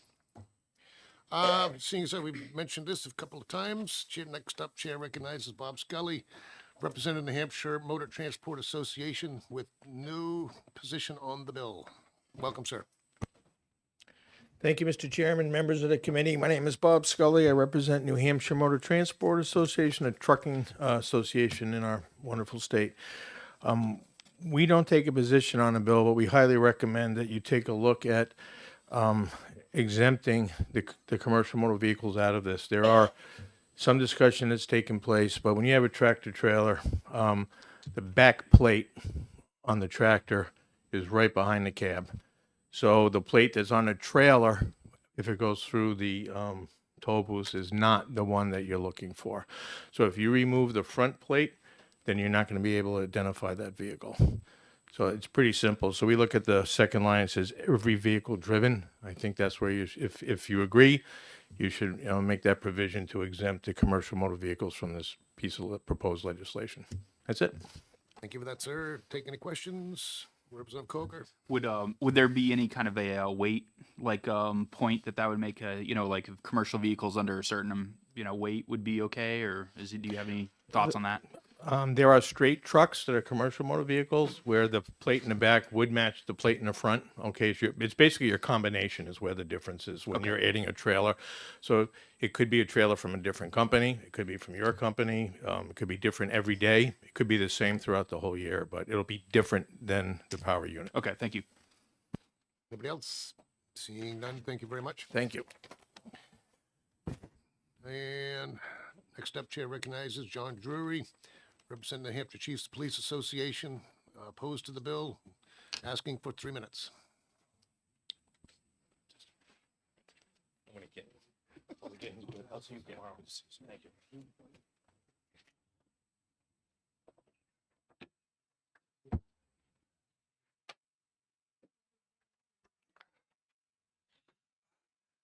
Thank you, Chairman and members of the committee, for recognizing me. As a citizen and a retired chief of police, I also did about 20 years on the Stratford County Accident Reconstruction Team, where you'd be amazed at the amount of front plates that were left at the scene of an accident or were imprinted on another vehicle once upon they left. Much of this was critical in us solving many crimes. And a little sidebar, the incident that happened in Pelham just last week, I was really trying to look very hard at those two vehicles that came in, and I could not notice front plates on those, which might have made it a little easier for that agency to be able to assist in that road rage incident that they're currently working now. But in any case, my testimony is written. We had many bolos from neighboring towns that we would work. And you try and get out onto, we had many major state roads in our town. We try and get out there and look for a vehicle. And if you're trying to look for a vehicle that's trying to pass you at 55 miles an hour in the opposite direction, trying to spin around on that car if it didn't have a front plate was rather taxing. A front plate made our job so much easier to identify and not pull over the wrong person if the description of the vehicle matched. Our license plates are amazingly reflective, and as you can see just under our light and with a light, the coating that's on these is wonderful at night and really made a big difference for us trying to find a vehicle. Your own back parking lot that I parked in this morning, there's double rows back there, and if there's no front plates on the vehicle, that officer trying to look for a vehicle is going to have to get out and walk that, as opposed to just hitting it with his spotlight or looking for a front plate. One of my wife's favorite things is to use a pull-through parking spot at the grocery store. She doesn't like to back up, so she'll find a spot to pull through. Well, if she didn't have a front plate on her car, now someone is going to have to walk around to see if that's the car they're looking for. And there, in just looking this over to make sure I haven't missed anything, many banks and pharmacies and places that have forward-facing cameras, for a vehicle to pull in, that image is now captured on their cameras. Once again, making it very easy for us to identify somebody if they did harm to that business or someone in that lot. As far as aerodynamics go, some people have used that. Well, here's your aerodynamic plate in front of a 24-foot square area of a vehicle. Aerodynamics really doesn't play much of a part in it. It's be about the equivalent of not having a lot of the correct amount of tire pressure in your vehicle. You've got your hood, your firewall, all of the stuff that's behind this plate. And one of the great things is, if I draw your attention to the product gallery, one of my coworkers at my current job has a front license plate bracket because he has a very nice car, and he's attached his front license plate to this bracket, which has done a great job of maintaining the appearance of his car and not doing any damage to it, but yet also meeting the requirements of posting his own front plate. And there's a close-up of the picture and it just basically attaches to his tow hook on the front end of that particular Audi. There are many different products out there. I don't want to go into tolls because you already talked about that, but we sell a bunch of vehicles in my current job. Some of them are in excess of $400,000, and that we've tried to find many ways to put a front plate on the vehicle without damaging it, as well as making sure that we comply with the law, because like I say, it was so important for us in law enforcement back in my day to have it just such an easy way to find a vehicle. And now there seems to be many options out there to address that problem without damaging the vehicle. In my understanding, there's 29 states. And my understanding was all of New England states are. Vermont has an exception for their Vermont Strong Plate, which is a one plate. But one concern I had in doing a little research is a gentleman by the name of Sean Furman, who done a nice little article, both the pros and the cons on this. And he said, well, what happens if a one-plate car goes into a two-plate state? And they could get pulled over, which is quite possibly going to happen. So I think keeping us a two-plate state is a great thing, and I would appreciate, and if you welcome any questions you may have. Thank you so much. Thank you. Would you believe tire wraps work pretty good? I saw them used on a Maserati a few weeks ago. Any questions from the committee? Seeing none, thank you very much. Thank you so much for your time. Last speaker I have signed up is Mark Amatucci from the Hampshire State Police, opposed to the bill. Welcome, sir. And committee members, my name is Ben Amatucci. I'm here on behalf of the New Hampshire State Police in opposition of this bill. The proposed amendment to RSA 26175, which would allow only a single rear license plate, raises significant concerns for law enforcement and officer safety. Front license plates are a critical tool for quick visual identification of passing vehicles for confirming registration status. Without a front plate, officers lose the ability to immediately verify whether a vehicle is properly registered or potentially flagged for investigation, an essential function for both roadside safety and criminal investigations. Eliminating the front plate creates several limitations. The front plate often serves as a primary identifier for moving vehicles. In many situations, such as at intersections, only the front plate of vehicles is visible. Removing the front plate reduces the ability to confirm vehicle identification quickly and accurately.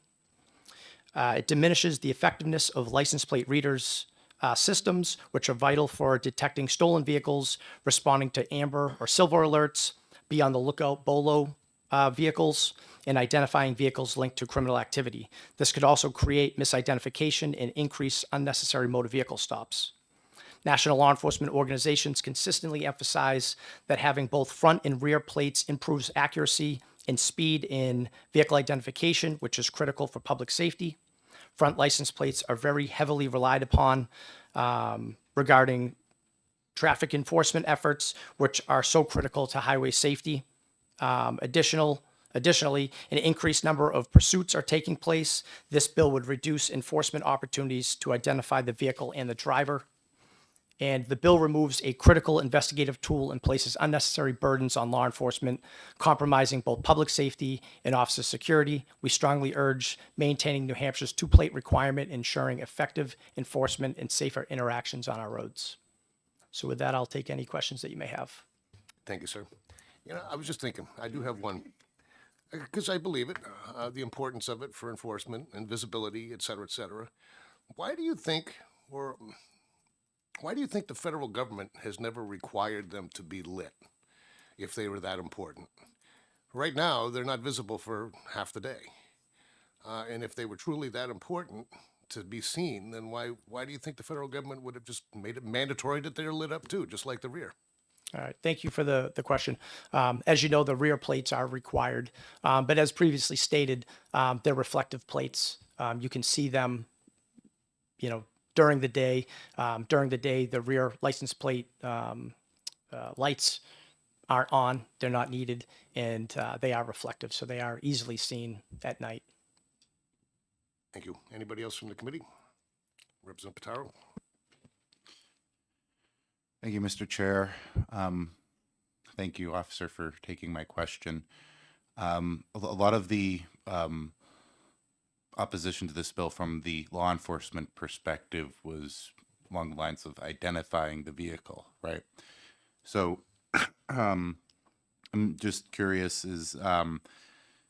could you talk more about scenarios or the type of scenarios where you would be on patrol and looking out for a front license plate? Could you talk about the scenarios where that's useful specifically in crime enforcement? Yes, thank you for the question. Law enforcement receives be on the lookout BOLOs, multiple a day, and it might be a vehicle that left the residence from a domestic violence, an abducted child. It might be a silver alert, an elderly person with dementia who's left their residence that's in a vehicle. From state police perspective, we sit in crossovers. We're watching vehicles, trying to watch vehicles from both directions. It's difficult when you're looking at 4 lanes of travel, trying to see vehicles after they pass by and then quickly look back. It's a challenge, and if we do miss it one way, we can, you know, see it coming from the opposite direction. But there might be, you know, a BOLO vehicle, and it's amazing when you're looking for a vehicle how many there are. So if you're looking for a Toyota Camry, you know, color gray, all of a sudden they're everywhere. It's when you start to look for them that they're readily apparent. And if you only have one plate, we're going to have to be turning around on those vehicles, stopping that vehicle. That's not the right vehicle. Make contact with the driver. Now we're wasting time, increasing risk to both the officer and the public. Representative Coker. Thank you, Mr. Chairman. So when you say you'd have to stop them, if you turned around on them, you'd be able to see their rear license plate, correct? Before you pulled them over? Yes, thank you for the question. Unless there's another vehicle, you know, if you're in a more populated area and you go to turn around, there may be several vehicles. But yes, if we're on the interstates, on the highways, then yes, we certainly at that point would identify what the vehicle was. Anybody else? Representative Johnson. Thank you, Mr. Chairman, and thank you for taking my question. If it's not too much trouble, can you provide the committee with the written copy of your testimony, please? Yes, I can. Thank you. Representative Pataro. Thank you, Mr. Chair, and thank you, officer, for answering my earlier question and taking this one. With BOLOs and other assignments as such, have you ever seen it where the accused would purposely change their license plate as a decoy? Yes, thank you for the question. Yes, we have seen that. There was a homicide investigation that I was involved in years ago, and that's exactly what they did. We put their vehicle license plate into license plate readers. Down 95, we weren't receiving any hits, and that's what they had done. They had changed plates. Anybody else? Seeing none. Thank you very much. Thank you. This is the last person. Oh, I better make sure. Yep, it's the last person I've signed up to speak on 1176. I'm going to close the public hearing. One last one, running a few minutes behind. Next up will be House Bill 1190.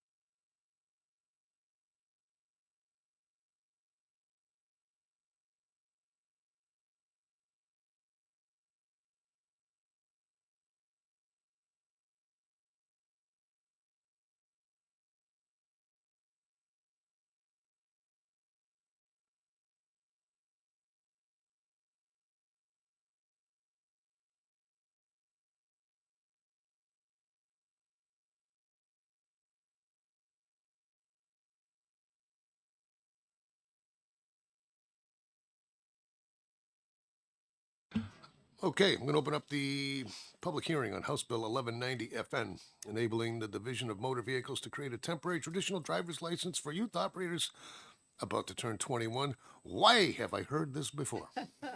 Deja vu all over again. Chair recognizes Representative Vayu.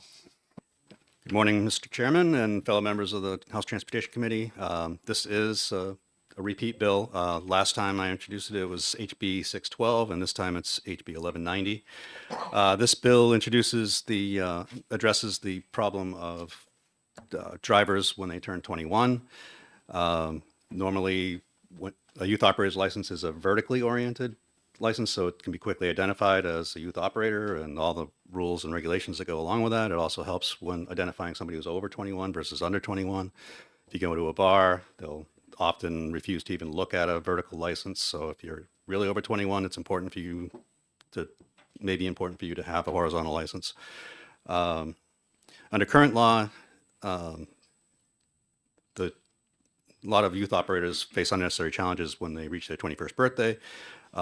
If their birthday falls on a weekday, it's not a problem. They go into DMV on their birthday and get their new license. However, if it falls on a weekend or a holiday and they go in a day early, they'll get the vertical youth operator's license again. And if they really want that horizontal license, they'll have to find time to go back to the DMV and get a duplicate license, and it will be horizontal, but it will say duplicate on it, and that creates more work for the staff at the DMV. And if you wait until after your birthday, your license has expired. So at midnight on your birthday, your license is no longer valid. So if you try to drive the DMV after your birthday and you get pulled over, you're driving on an expired license.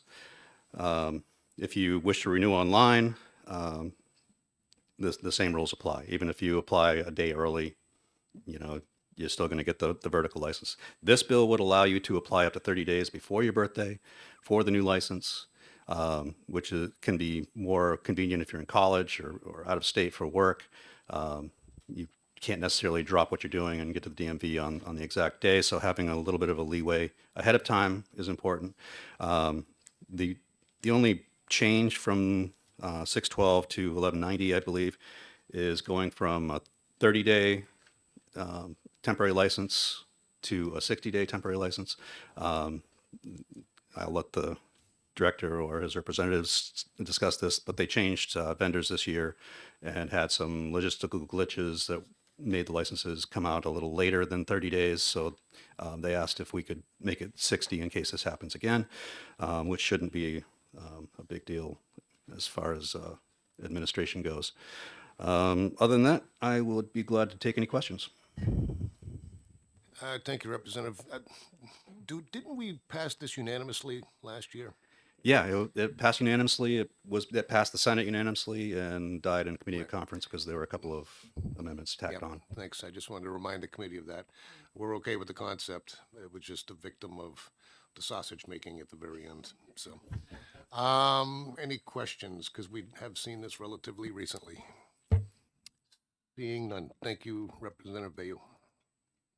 Oh, did I miss one? No, I didn't think so. Thank you, sir.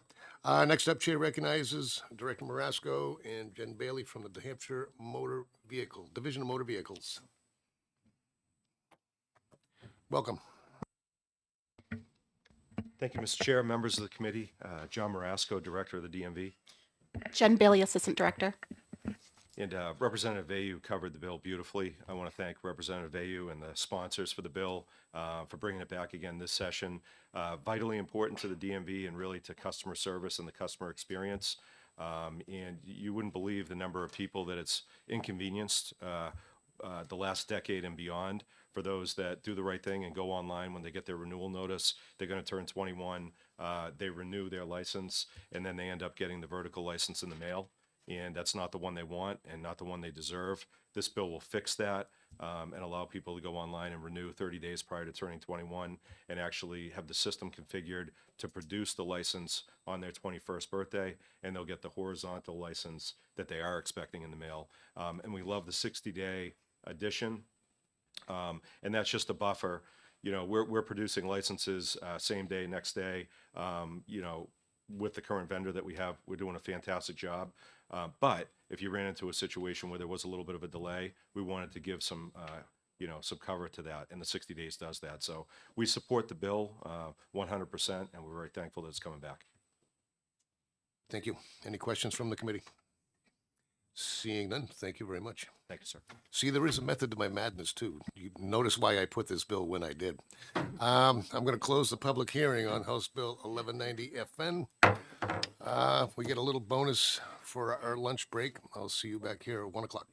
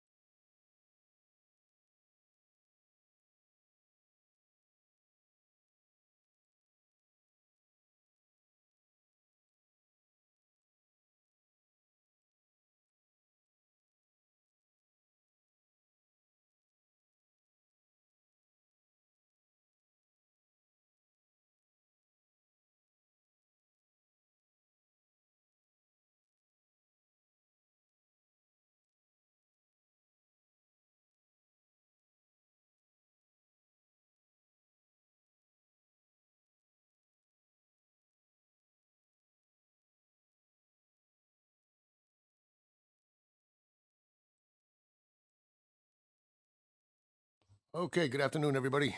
Being 1:04, I'm going to open up the public hearing on House Bill 1415, establishing a special veterans license plate and creates a fund and administrative programs from the proceeds of the sale of such plates. Chairman Roy, the prime sponsor of the bill, contacted me. He is unable to make it today. I wish him well. In his absence, Representative Guyson has been kind enough to introduce the bill. Welcome, sir. Thank you, Mr. Chair, Transportation Committee. So introducing House Bill 1415 FN, establishing veterans license plate and creates a fund, the administrative program. So what this does is this establishes an optional purchase of a license plate in support of veterans. It is not restricted to veterans, with the funding going to the Veterans First Fund in New Hampshire. That fund does a plethora of veteran support and is coming up online with another bill that works in conjunction with this. It's over at State Fed. Some of the services, suicide prevention, housing, and general support for veterans. Important notes for the committee: this is not a mandatory program. This is an opt-in. If you choose to buy a license plate with the funding to go to veteran support, then you choose to buy that license plate. And again, it's not restricted to only veterans. Anybody in New Hampshire who wants to support the cause can do that. The conjoining Bill 1753 has a hearing on Friday. There is an amendment that's been drafted to marry the two up, but hearing this as a standalone bill is where we're at now. Thank you very much, sir.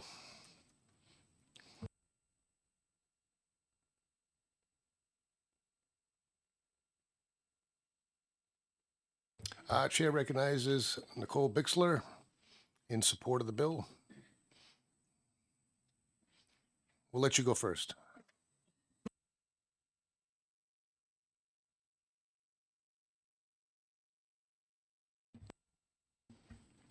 Good afternoon, committee members. My name is Nicole Desiree Bixler.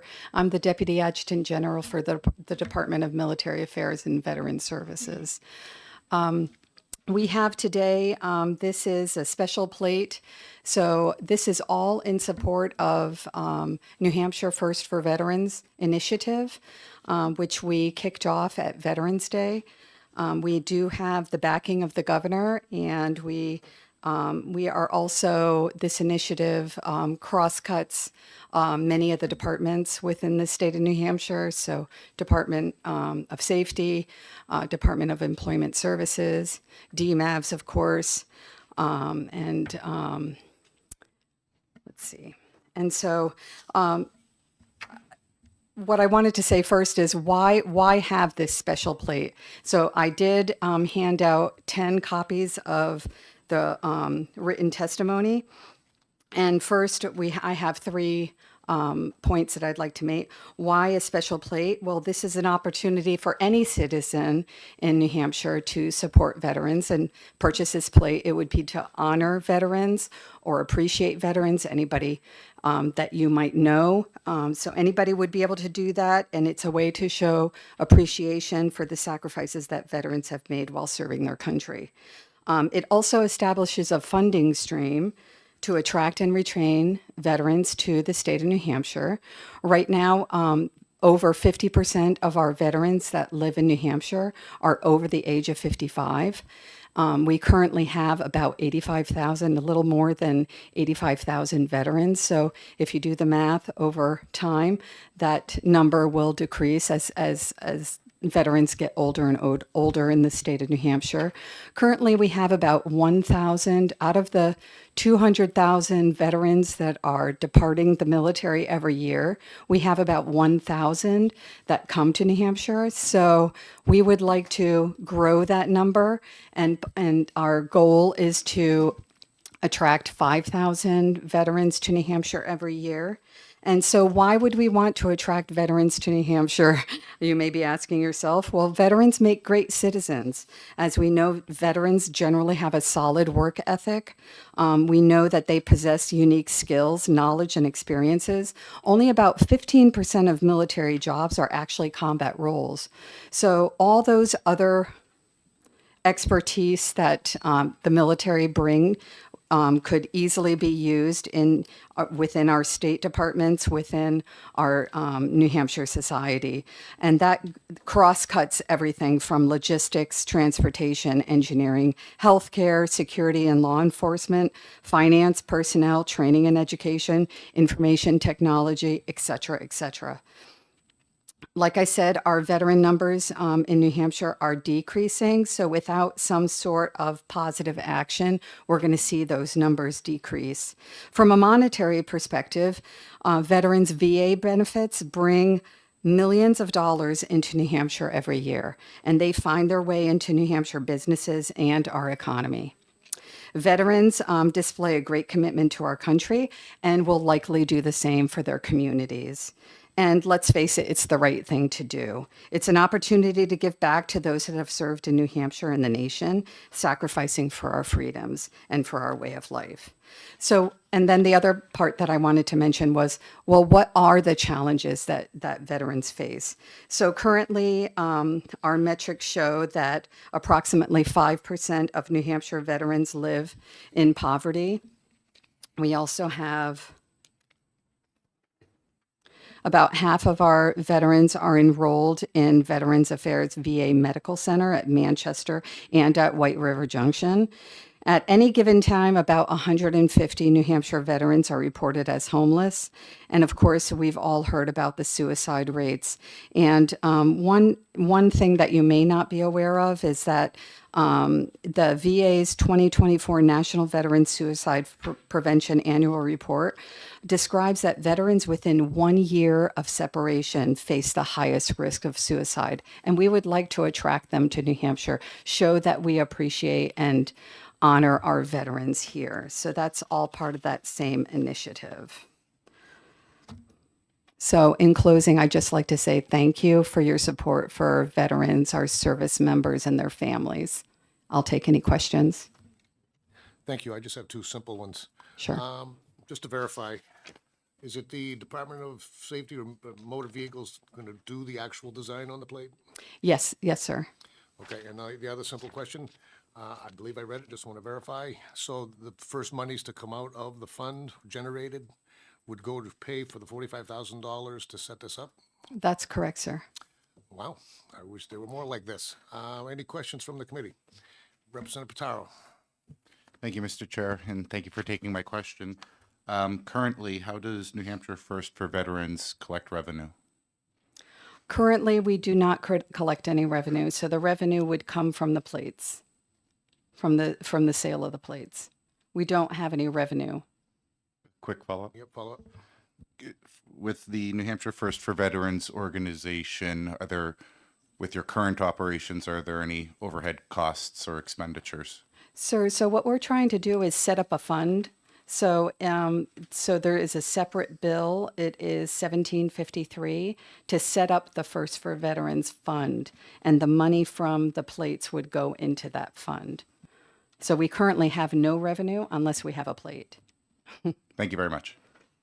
Any other questions from the committee? Representative Miller? Thank you, Mr. Chairman. Thank you for taking my question. One of the interesting parts about this is it's a very detailed bill, which I like, and it talks about a lot of things, but also in some ways comes across as maybe very prescriptive and restrictive over time and how things are going to evolve. And so I'm curious, with the explicit definition of all these things that this fund is supposed to do and that's going to be tied to this, at creating a separate commission and all of those bits, is there... Sir, we actually have really simplified it, and there is an amendment to put the House Bill 1753 in with 1415, and it does simplify it so that the commission, we'd have a separate commission, smaller commission for the plate, and a smaller commission for the fund. Okay. Well, look forward to And seeing that I amendment. did Yeah. turn that in, and I overheard the think- bits of that. We'll get to it then. Thank you. Okay, sir. And to avoid the questions, we'll just, if that's already scheduled in a different committee. It might is, as well go yes, sir. forward with the public hearing in that committee, and then we can speak as chairs or whatever, and possibly merge them in either committee. Doesn't matter to me. We thought it would be simpler to merge them. So, but you still might as well go forward with the public Yes, hearing sir. that's already scheduled. Any other questions from the committee? Representative Hill? A question for the chair. Am I hearing you that you would prefer not asking any questions about this future amendment or this future commission? I don't believe anybody's got, I think there's one copy of the amendment, so it's hard to ask questions on it when nobody has it. If I was asking how many members are going to be in on the commission, something as basic as that, would that be? Actually, it is inappropriate, actually, only because we have a bill that we're hearing and we don't have an amendment Okay. that's been introduced. Thank you. But I think it can come in time. Any other questions from the committee? Seeing none, thank you very much. Thank you, sir. Next up, Chair recognizes General David Michaelitis. Welcome, sir.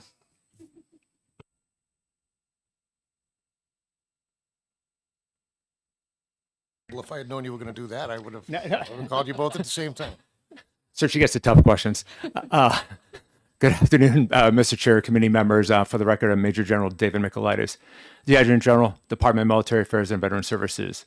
So I can go like big and bring it down to what Nicole sort of addressed with you earlier.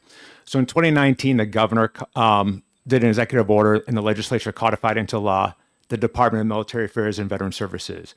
So we are charged, Nicole and myself, with about 30 state employees to be in charge, responsible for our veteran portfolio, which is three things: community outreach, Division of Veteran Services, which is veteran service officers, which do for disability, compensation, claims, and the State Veteran Cemetery. So that's our portfolio. So every year you'll see a card that we handed out. It looks like this. One side is our National Guard accomplishments. The other side is actually the Department of Military Affairs and Veteran Services accomplishments. It's just to show you what we do on behalf of our veteran portfolio. So as we continue to move the ball down the court, we realize a couple big things going on in New Hampshire.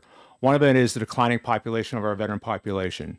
A decade ago, there's about 115,000 veterans in the state of New Hampshire. Today, there's about 85,000. Another thing we address in the state of New Hampshire is actually very low unemployment, so we need a viable workforce. So we have this initiative called First for Veterans to actually go out and try to get active duty service members to come to New Hampshire if it's their home of record to make live, learn, serve in the state of New Hampshire and treat them with open arms. So the big picture here is to try to get veterans into the state of New Hampshire as viable citizens, viable employees to contribute to our economy. When you look at our budget, we have very limited dollars of discretionary funds to support these veteran causes. Because of that, we are trying to get creative with the success of the Moose Plate of how do we do something similar. So right, the Moose Plate's for conservation. This plate is just for veteran causes or veteran services to recruit veterans to New Hampshire, to tackle our workforce challenges, and also to bring in viable citizens to the state of New Hampshire. That is the big picture as you distill it down and what we're trying to do. So essentially, again, it's a Moose Plate for veterans. You do not have to be a veteran or military retiree to get it. Anyone can get it. And it goes to the discretionary funds that we're trying to create to tackle veteran causes in the state of New Hampshire. Thank you, sir. Questions from the committee? Representative Guyson. Thank you, Mr. Chair, General. So as the chief veteran of the state and the adjutant general, with the committees that are being formed in this and or by the amendments, you will have direct insight or input into those committees in some way, even if it's an advisory role. Is that correct, sir? Yes, sir. Thank you, General. Further questions? Representative Pataro. Thank you, Mr. Chair, and thank you for taking my question. Correct me if I'm wrong. What would happen if all of this were to be approved is that the New Hampshire Veterans First will either design a logo or already has a logo to be implemented into these plates? Yes. Yes, sir. Follow up? Yep, follow up. This might be too early to ask, so forgive me, but like, would there be any concern with citizens, non-military personnel getting this symbol or designation and there being confusion for them perhaps being in the military? Can you speak to that? No, sir. Good question. But that's what the design process will do, is make sure it's delineated or differentiated, that a veteran license plate that has a V with a number, it'll be completely different. Thank you. Any other questions? Seeing none, thank you very much.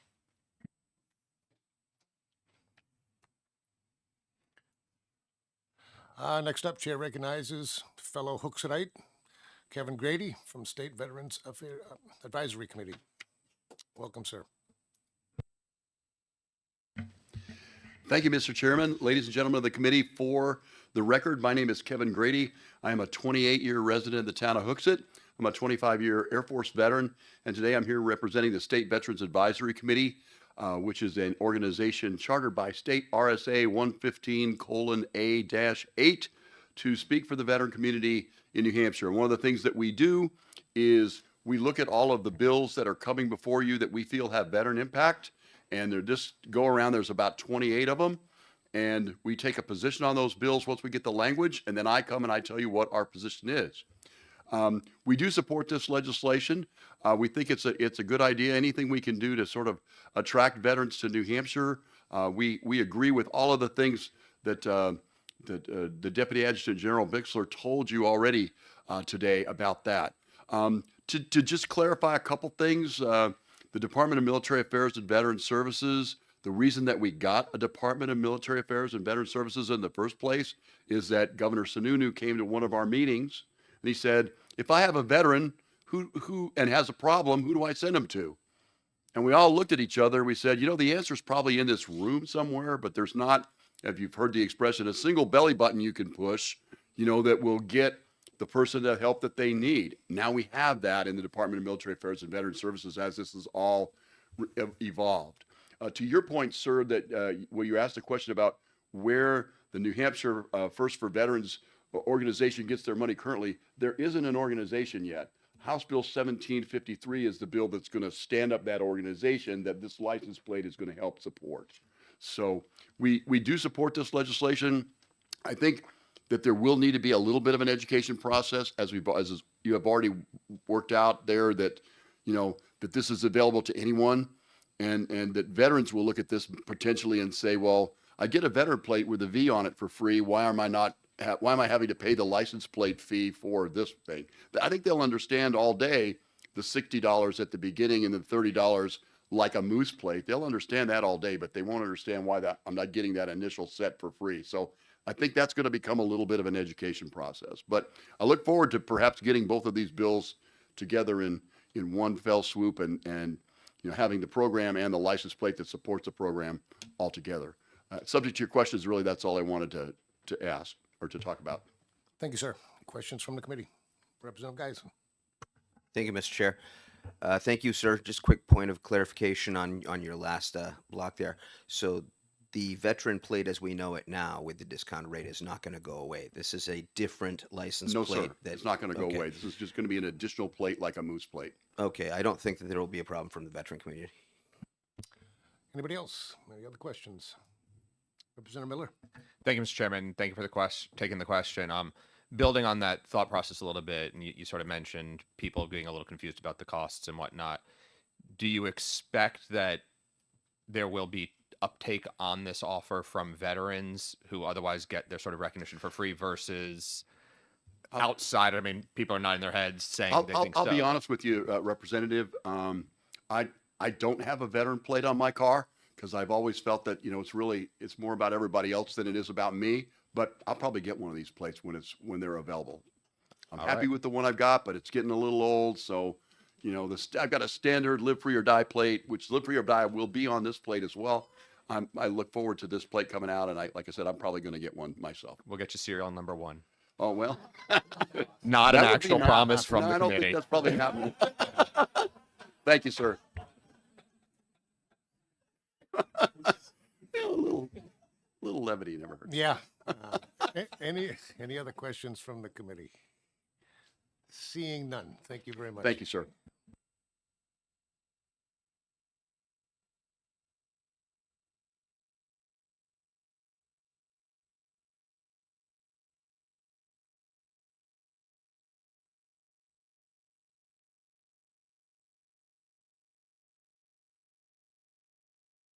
Okay, I was considering keeping the public hearing open, but after that, I don't think we need to. I have nobody else signed up to speak on House Bill 1415, so I'm going to close the public hearing. And we'll be taking up House Bill 1421 in a few minutes.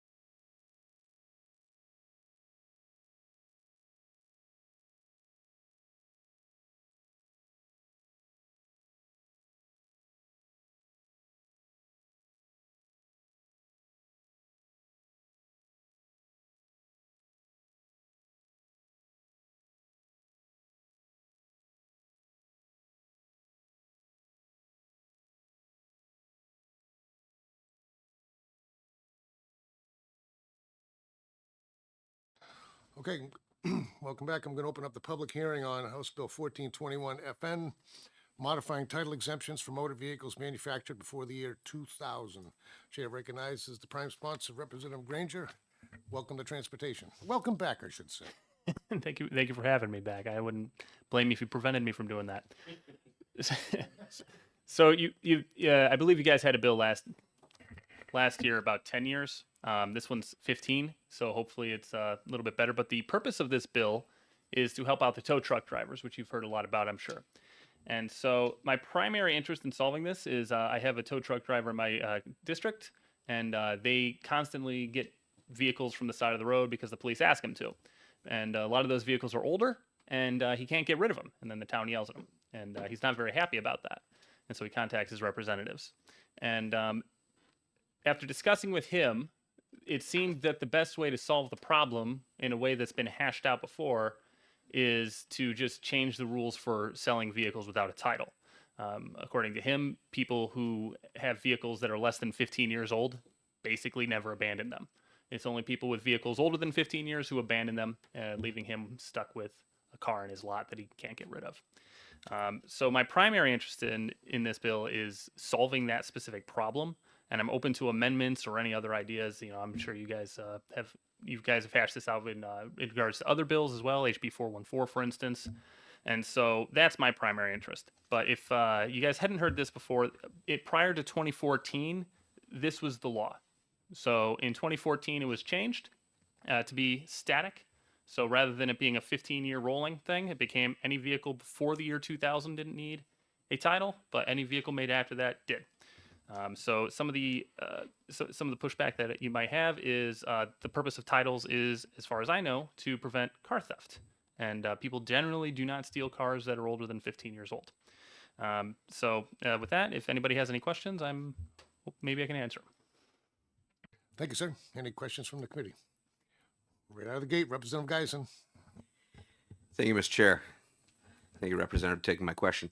So when the tow trucks are having to, whether it's scrap or resell or auction one of these vehicles that has been unclaimed or abandoned on their lot, do you know about how long it takes them to get a new title if they have to retitle it, vice what the wait is if they were to sell it with a bill of sale with a VIN trace?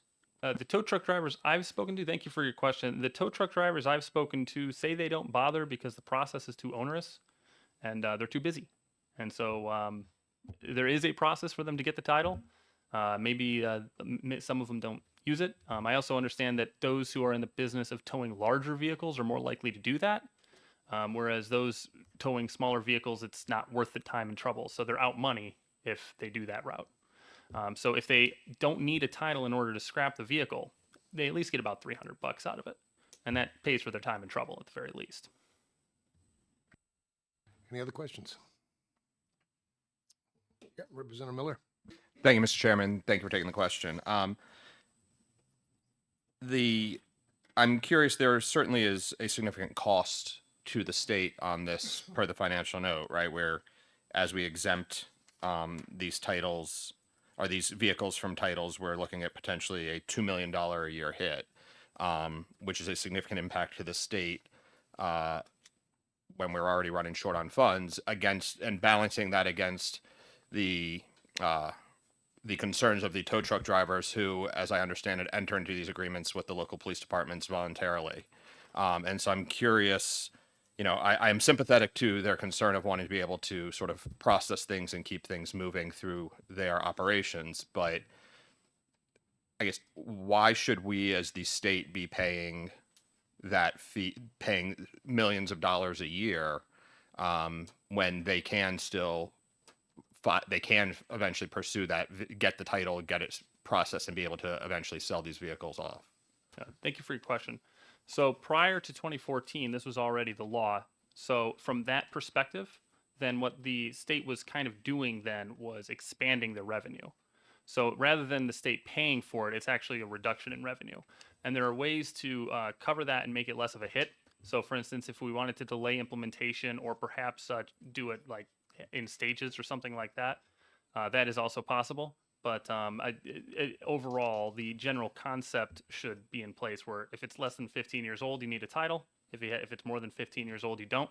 I don't consider that to be state spending or subsidizing the tow companies. It seems to me as though it's merely a loss in revenue, and that revenue they probably shouldn't have had in the first place, from my opinion, although other people may disagree. Thank you. Yep, thank you. Any other questions? Seeing none, thank you very much. Thank you guys very much. Next up, Chair recognizes,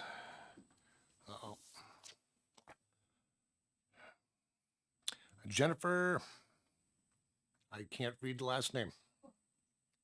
Gorner, from the Department of Motor Vehicles. Sorry about that. And Bailey, too. I only see one name on this card, though. Can I have a pink card when you have a chance? Welcome. Good afternoon, Chairman, members of the committee. My name is Jen Bailey. I'm the Assistant Director of the DMV, and this is. My name is Jennifer Gornert. I'm the Administrator of the Title Bureau. DMV does not seek to have a position on this bill. We wanted to provide some informational testimony, and based on the previous testimony, also we can clarify the tow truck situation, which I think is less of a title situation and more of an abandoned vehicle situation. So Jenny is the Bureau expert here to give you some information on this. Thank you for allowing me to speak today. So I wanted to speak first on the note about whenever a title is not issued for a motor vehicle, it does increase the opportunity for fraud. Motor vehicle titles are used to prove ownership on a vehicle. Each title is printed on secure paper, provided with a control number, and placed on the National Motor Vehicle Information System, NVIDIS. This is done to protect the owners from title fraud, odometer tampering, and the transfer of any stolen motor vehicles. Vehicles that are exempt from titling are not tracked nationally. They are sold using a bill of sale, which is a non-secured document and can easily be tampered with. In some instances, motor vehicle titles are branded, reporting a permanent designation indicating that the vehicle was totaled due to collision, fire, flood damage, or has been sold for scrap. Many times these vehicles are rebuilt and sold to the public. Branding titles allows the owner or the consumer to be notified that the vehicle has been rebuilt. Reducing the requirements relative to titling for vehicles provides an opportunity for an increase in fraud with a direct impact on the consumer. We do have an abandoned motor vehicle process. If a vehicle is towed, in respect to that, what they do is the tow company will send us notification that they've received a request for tow from a peace officer, whomever. They have removed the vehicle. They give us two forms, the TDMV 71 and the 505, to request owner information. We correspond that information back to them. Once that information is corresponded back to them, it helps put a lien onto the vehicle, whether that be an abandoned or a mechanic lien. Then they are allowed to reach out and notify the applicable parties that we've said owns the vehicle, whether that be a lien holder, lease company, or an individual, through that notification process. And once they follow the rest of the steps laid out in the law, then they are able to sell the vehicle at auction to help recoup those tow fees. If nobody purchases it at auction, they are able to utilize 3 documents: a VIN verification, a notice or sale transfer of motor vehicle form, and a TDMV 109 for abandoned vehicles. With those 3 documents, they can then junk the vehicle, they can title the vehicle, they can sell the vehicle within New Hampshire. But it does give them that avenue of getting a title processed when no title can be obtained because the vehicle was abandoned. Thank you. Any questions from the committee? I just have one, because it seems to be the topic of the year. Excuse me. So the process you just went through, the abandoned vehicles, would apply to even vehicles that are too old to require a title, correct? Because they're still owned and registered by somebody else, and that's the key. That is correct. That process is followed on exempt vehicles as well. But I'm trying to jog my memory. Maybe Representative Sykes could help, and I know Representative Smith is here too. Wasn't it the recyclers in 2014 that were actually recommending that we change it to a moving scale, as opposed to, I know I've been here too long when we're trying to change laws back to the way they used to be, but I thought, it just seems that the same people who wanted to change then and now want to change back. I'm a little confused. So that was prior to me taking the position. I believe, yeah, I can't answer that Yeah. honestly, to be honest with you. I think But it was Mr. Crawford, remember him? So, Yeah. okay, well, I'll look into it. I didn't know if you knew any of the history. You probably remember too. do, but I don't. Representative Hill. Thank you, Mr. Chairman. How many states don't do anything with titling now? Do you know? when you say don't do anything. Well, don't go through the process that we go through in New Hampshire. So I think every state is issuing titles. Almost every state is on that national reporting system, the NMVIDIS that I referenced. Hawaii is the last one to come on board, and they're doing so this year. But from my understanding, all states are issuing some sort of aspect of titles. It's just their exemption laws may be a little bit different from ours. Thank you. I think that's where I was getting to. How wide do the exemptions go from state to state? So I would say the ones that are around us, I know the most because those are the ones that are coming in the most frequently. Those are around the 15 to 20 year range. But there are a lot very close to us, like Massachusetts comes to mind, that title for life. Any year is titleable, and they will title any and all motor vehicles. Thank you. Not surprised. Representative Pataro. Thank you, Mr. Chair, and thank you for taking my question.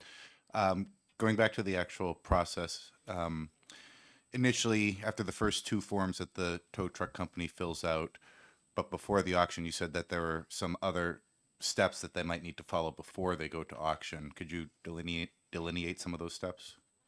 Yes, so they do have to notify any and all owners that are listed in the information that we send back to them, or if we refer them to another state, they have to reach out to that state to try to obtain that ownership information.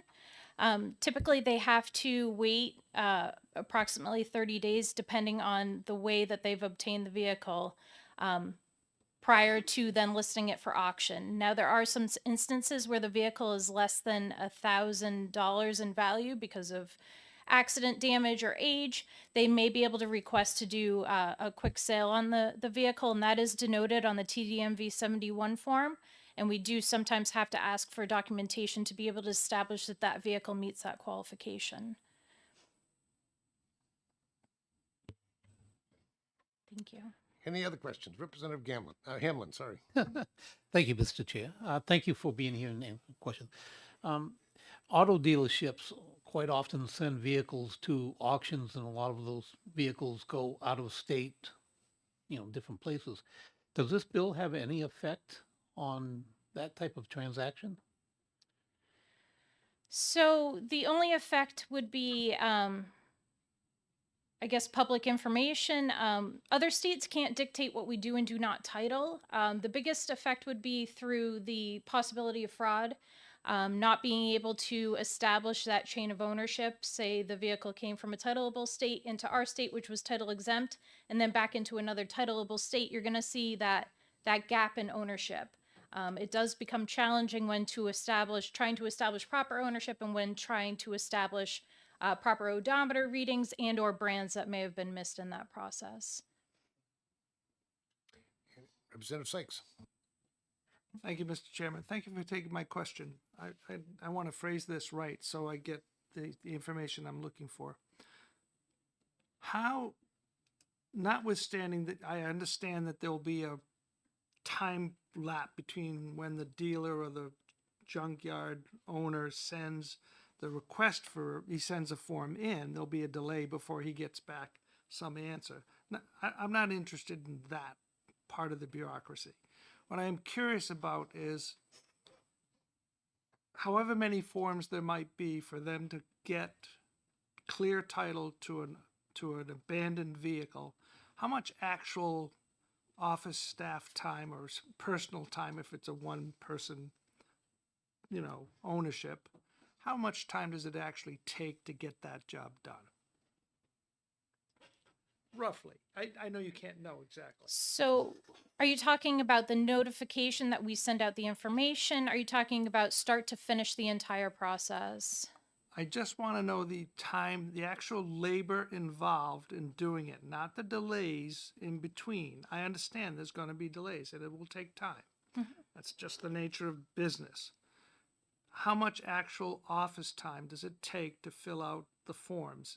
You may spend 3 minutes on this one and 4 minutes on that one, and then you wait months, whatever, and then you fill out another one for 2 more minutes and so on. Really how long does that take? So on our end, we don't fill out any of the forms except for the response back, the TDMV 72 form Not your effort, Okay. his effort or her effort in the tow company. yes. So that's a great. I can't speak to that. No, I've never done a day in the life in their shoes, and I wouldn't want to do them a disservice. I've never been roadside with a vehicle or anything to that nature. But one thing to keep in mind too, We'll reach that out to the towing association. We'll get a better idea. Yeah. this titling situation is not going to change that process either. Right. They still have to go through that. Yeah, we just wanted to provide clarification on the process. Okay. That's a, thank you for that reminder. Anybody else from the committee? Seeing none. Thank you very much. Thank you. I also have nobody else signed up to speak, so I'm going to close the public hearing on House Bill 1421. Got a couple of minutes to reset. We'll move into 1430.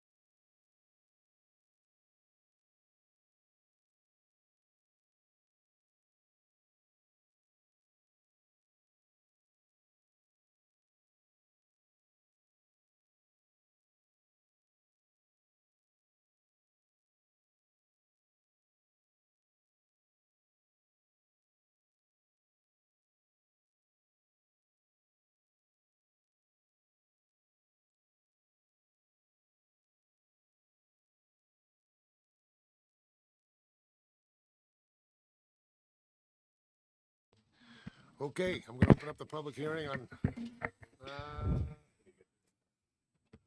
actually, I need a pink card. I'll give you a minute.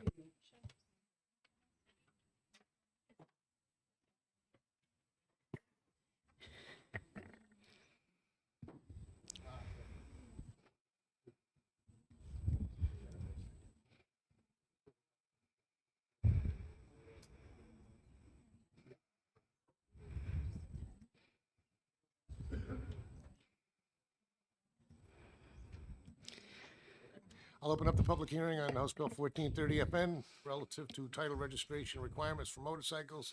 Chair recognizes the prime sponsor, Representative Reed.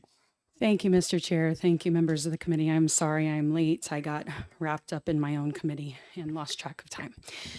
So I know that you just heard a registration bill, and I'm kind of flying in without any notes or anything, but essentially I've been a co-sponsor on bills to take us back to a time where our title requirements for registration were based on a rolling period of years. I believe it was 20 years in the past. I believe we also had a time period where it was 10 years. This was changed a number of years ago before I was elected 10 years ago.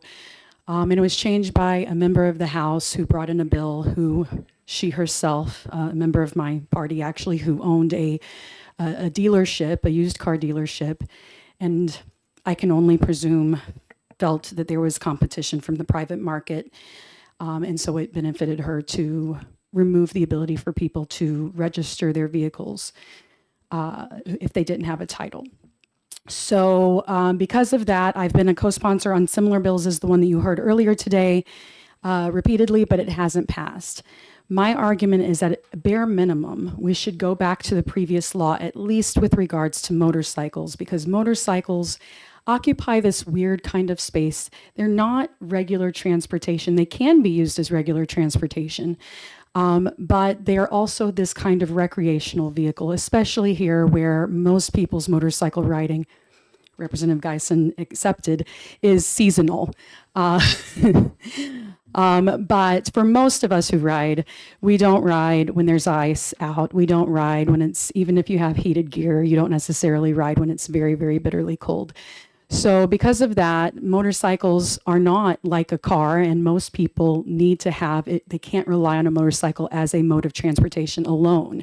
Even the most avid people will experience hard weather, will experience situations where they need to bring the groceries, will experience situations where they need to bring more people. Most everybody has to have a car. Because of that, motorcycles go into storage for a period of years. People's titles get lost. I would also argue, because I know that one of the main arguments for having titles required for registration is that it's the gold standard of ownership, and I don't find anything wrong with that. But I just purchased a 1985 RV, which is worth way more than say a 2002 Honda Rebel, and yet I didn't need the title on the RV, but I do need the title for the Rebel ever since we moved to a 2000 year standard. And if you think about it, if you wait till 2050, we'll have 50-year-old motorcycles that you won't be able to register. It doesn't make sense for a recreational vehicle that people frequently lose the titles. They may have an incident where they don't know if they want to continue riding. They may put it up for a few years. They may waffle on whether or not they want to continue before they decide to sell. So with motorcycles in particular, title loss, I don't mean title loss, I mean losing the actual paperwork is an actual problem because it is more recreational. And for that reason, I don't think that requiring any motorcycle since 2000 to have a title in order to register is necessarily fair. I do support the previous bill. If the committee wanted to support the previous bill, which would be inclusive of motorcycles, that's fine with me. ITL this one. But I was just ask at a bare minimum to consider the fact that motorcycles don't fit the same rubric, aren't the same worth as other vehicles, and consider just changing this for motorcycles only to make it easier for people to actually register instead of having people's motorcycles be worth nothing. Excuse me. Thank you. Any questions from the committee? Representative Hamlin? Thank you, Mr. Chair. Thank you, Representative. Just one question. Does this include three-wheel vehicles? I need to get a copy of my bill. I think I have an answer behind you, though. We can look at that before exec session. It depends on how they're defined. Some of them, yes. Okay, thank you. Yeah. Any other questions from the committee? Seeing none, thank you very much. Thank you And very since- much. So you know, it looks like this is title year in transportation. We've got about 3 or 4 bills dealing with them. So Yeah, there were 2 bills last session as well that I co-sponsored dealing with it, but this was the lowest ask in my mind, was the baby ask of all of it. thank you. With nobody else, oh, I do have one person. Yep, Chair Your pink card. Chair recognizes Jennifer Gormer from the Department of Motor Vehicles, not taking a position. Welcome back. Thank you very much. Thank you, committee, for allowing me to speak again. This is in reference to what I spoke about for the other one. Anytime you have a title exemption for motor vehicles, it just opens up that avenue for possible fraud. Motorcycles are a little bit easier to kind of load up onto a trailer and tow away. So that does harken back to that fraud statement that I made earlier. I did one question. So is the department's, because there's no position, are you saying it should stay the way it is? Just continually require before 2000 or since 2000 titles on all vehicles? I'm just merely pointing out the risk of fraud that this could create and the impact that it could have on the consumer. I'm not taking a position in that regard. Yep, no, I was hoping you would, that's all, but thank you. Any other questions from the committee? Representative Miller. Thank you, Mr. Chairman. Thank you for taking the question. For just sort of a title logistics perspective, and I actually have a vehicle that was old enough to be exempt, and so it doesn't have a title on it now. But if I wanted to title a vehicle, even though it is exempt, is that something I can do through the state through what a VIN check or whatever others, bring you a pile of paperwork that I already have and say I want this to look more legitimate, so to speak, or is that once it's gone, it's done? So we do have a process in place for antique motor vehicles. So antique is when the vehicle itself is in its 26th year, so fully through 25 years. This year is the first time that 2000s, which are titleable, now can qualify as an antique motor vehicle. So we do have a means of being able to look into it to see if we are able to title it. Depending on the supporting documentation that's submitted, we will check the national database. This is where it comes important that other states are reporting their titles to the national database, just to make sure we are not issuing a credential over an already existing credential. But if we have all the documents in place, we are able to move forward in issuing an antique title. Any vehicles that fall within the range of not being titleable but not qualifying as an antique, that window has since closed as of this year. But previously, we would not title them because they were considered exempt and did not qualify for an antique title. I hope that answers your question. Thank you. Anybody else? Representative Palondon. Thank you, Mr. Chair. Thank you for taking my question. I just want to follow up regarding the testimony on 1421. On 1430 regarding motorcycles, it was stated that there is a process in place currently to get titles that were missing or whatever, and there's also an abandoned vehicle process available. Does that case also hold true for motorcycles? Motorcycles would be processed through an abandoned motor vehicle process, or they could qualify for a possible antique title application so long as the proper documentation is submitted. Thank you. Okay. Seeing no other questions? What's that? Representative Miller. Thank you. Just a quick follow-up on how this all gets checked. I know I did a VIN check for my registration without the title. Does that, and maybe you don't know because it's done by the police, but does that typically check against the national database as well? I mean, if we're concerned about fraud, is there something in there that helps mitigate those concerns? So I believe you're referring to the VIN verification, verification, and yes, they're sorry. truly just laying eyes on the VIN number and verifying that that's the true and correct VIN number on that physical vehicle. They don't typically do a check on it through the national database. Thank you. Thank you. Okay. Seeing no other questions, I'm going to close the public hearing. Thank you very much. On House Bill 1430, we are ahead by, it looks to me from here, about 7 minutes. 2 o'clock, we'll be hearing House Bill 1111.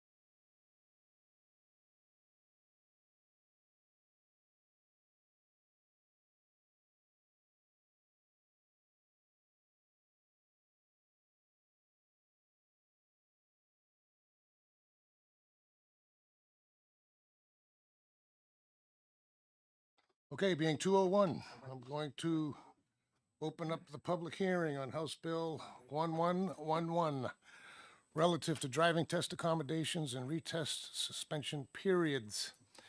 Chair recognizes the prime sponsor, Representative Smith. Welcome, sir.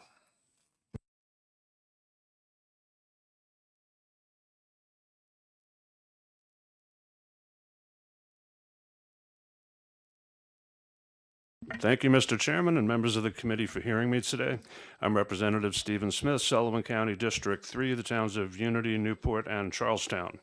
And that's not favoritism, it's reverse alphabetical order. I'm happy to introduce House Bill 1111, relative to driving test accommodations and retest suspension periods. So the story behind the bill is someone that has a condition was preparing to get their license. They did great on the written test, aced it, drove absolutely fine in all the hours of practice on the road that are required, but then you have to go get tested. And in this case, this person had a lot of anxiety being in a car with a stranger alone. Because of that, they failed 3 times, and now they're under a suspension because of that. They got to wait, I believe it's a year before they can retest. And the situation shouldn't have happened. We should be able to accommodate this. I mean, we have special cards for some people to hand to law enforcement if they get pulled over, explaining how to interact with them. We do a lot of these things, but we don't do this for driving tests. So I think this is a simple, common sense request to allow those accommodations so that these folks can navigate the system in their own way and become competent licensed drivers. You should know Representative Spillane did most of the legwork on this, but I will answer whatever questions I'm able to. Thank you, sir. Representative Hill. Thank you, Mr. Chairman. Thank you for taking my question. The Blue Envelope program, would that be a part of this? Are you familiar with that accommodation program for, well, I see the director behind me. He can certainly explain it all better than I can and faster. But it sounds like that kind of a program works for after someone has a license. I'm just wondering if there may be a segment that can be included for the situation you described. You guys are the experts, having served on this committee for a lot of years. I trust your judgment. As long as we eliminate the situation where the person has to be in the stressful situation to get their license, I'm good with whatever the committee does with the bill. Any other questions from the committee? I do have somebody from the Department of Motor Vehicles, yes. Okay. Thank you. Seeing none, thank you, sir. Sorry. All set. Thank you, sir. That was easy. Thanks, guys. Yeah, not bad. And just for the committee too, Representative Spillane did send written testimony. If you did not get it, let me know and I'll resend it to you. Is it today? By email? He sent it yesterday, I believe. So look in yesterday's mailbox. Next up, Chair recognizes, looks like Donna Spillane in support of the bill. Come on up. Welcome to Transportation.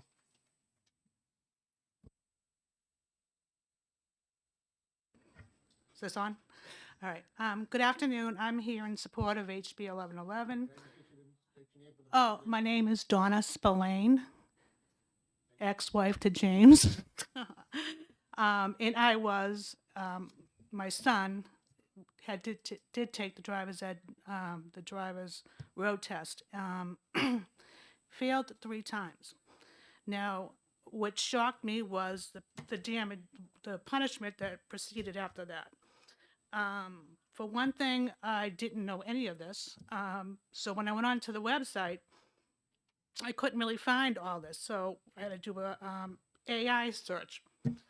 And from what came up was, what they told me, was that he will have his learner's permit suspended for a year.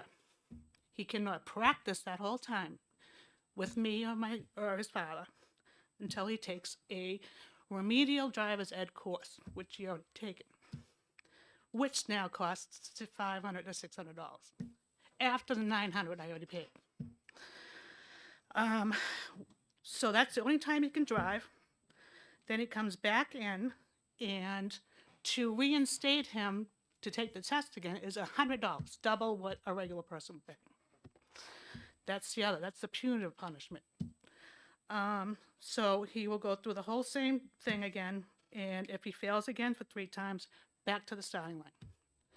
So another 500 or 600, another 100. So I find these punitive damages for someone who didn't break any laws. So I really need to get that amended for that too. As for the driving test and the anxiety, when he started the 3rd test, the examiner came out, asked him to use his directionals. He froze up. I said, he means your blinkers. The examiner berated me, screamed at me, and said if I open my mouth again, automatic failure. Sent him from 50 to 100. So I knew he was going to fail from then on, because he was just like. So upon the bill stating to have a parent in the car, which will be helpful, I am in support of this, but I would like the punitive damages to be amended, especially with the driver's ed part of it, because that's ridiculous. I'll take questions. Okay, thank you. Did you say you would? Yeah. Okay. Any questions from the committee? Seeing none, thank you very much. Okay.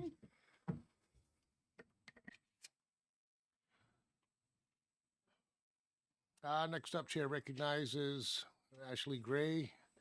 Is it Tyru White? Okay. Oh, they're still coming at me here. Look at this. Director John Marasco from the Department of Motor Vehicles. Somebody, one's going to stand down? Okay. Well, Tara's available too, sir, but Okay. this makes sense, hearing the testimony that all 3 of us are available. Very good. Thank you, sir. Mr. Chair, John Marasco, Director of the DMV. Thank you. Okay. All right. Thank you. Do you want me to start? Actually, I just in listening to the testimony, I would like to say to all the members of the committee, we've had internal discussions about this bill, and we've looked at it. Ashley and Tara do a fantastic job overseeing the driver licensing program, and just hearing the last account here, what I can tell you from a DMV standpoint is that we are always laser focused on customer service, the experience of the customer. And one of the things that's really been built over the last several years is making sure that we have a great examiner team. Examiners that understand young people coming in, or anybody coming in for that matter, are nervous. We know that. And so our examiners do a really good job of trying to be empathetic, calm people down, let them know that I was just at the new Raymond DMV yesterday morning. We had our first driving exam there after we opened a new location. I saw the interaction between Deb and Jacob, who was coming in for his exam. And, it's a wonderful interaction, and he did great, and he passed. And, but our examiners are really focused on that, so I really would like to speak with you, ma'am, if I could, afterwards to find out what happened there. But Ashley can speak to the day-to-day of what we do to accommodate and to help people get over the finish line. And I think the DMV does a fantastic job today to do that. And I do know part of this bill is the road test, and maybe having an accommodation where you have another person in the car during the road test. We've talked about that for several years, and one of the issues with that is safety. It's safety for the 3rd passenger, if you will, the driver and I guess 2nd passenger. It's also an issue of the examiner safety. So you got the driver, you got the driving examiner in the passenger seat, and now you have a 3rd party in the back seat. And so we have had problems on driving exams in the past, where we've had examiners trying to get out of a car because somebody has come into a real emotional state, and we've had to get the police involved. And having another person in the back seat doesn't help that situation. It only makes it worse. In fact, we've done so much for examiner safety over the last few years to include purchasing cell phones for every examiner so they can communicate, so we can track them, so that there's video or audio. Heaven forbid they needed it. So that part of the bill, I think we do a wonderful job accommodating people that come in for the knowledge test currently. And I think that the driving portion speaks for itself. You know, you have to go out and you have to be able to perform for that roughly 20 minutes to get the license to drive, you know, for the next, God willing, 70, 80, 90 years. But you got to perform during that time. And having another person inside the car during that test is a model that might be better and comforting for the driver at the moment. But I don't know that it's better for public safety overall after the individual no longer has that person with them. Everybody's nervous coming in for the test. We all were. But at the end of the day, you have to go out and perform before you get that license and take to the roadways on your own, morning, noon, and night. So I think we do a really good job, but I want to turn it over to Ashley for a little more depth on how we do accommodations. If I can ask you a question first, though.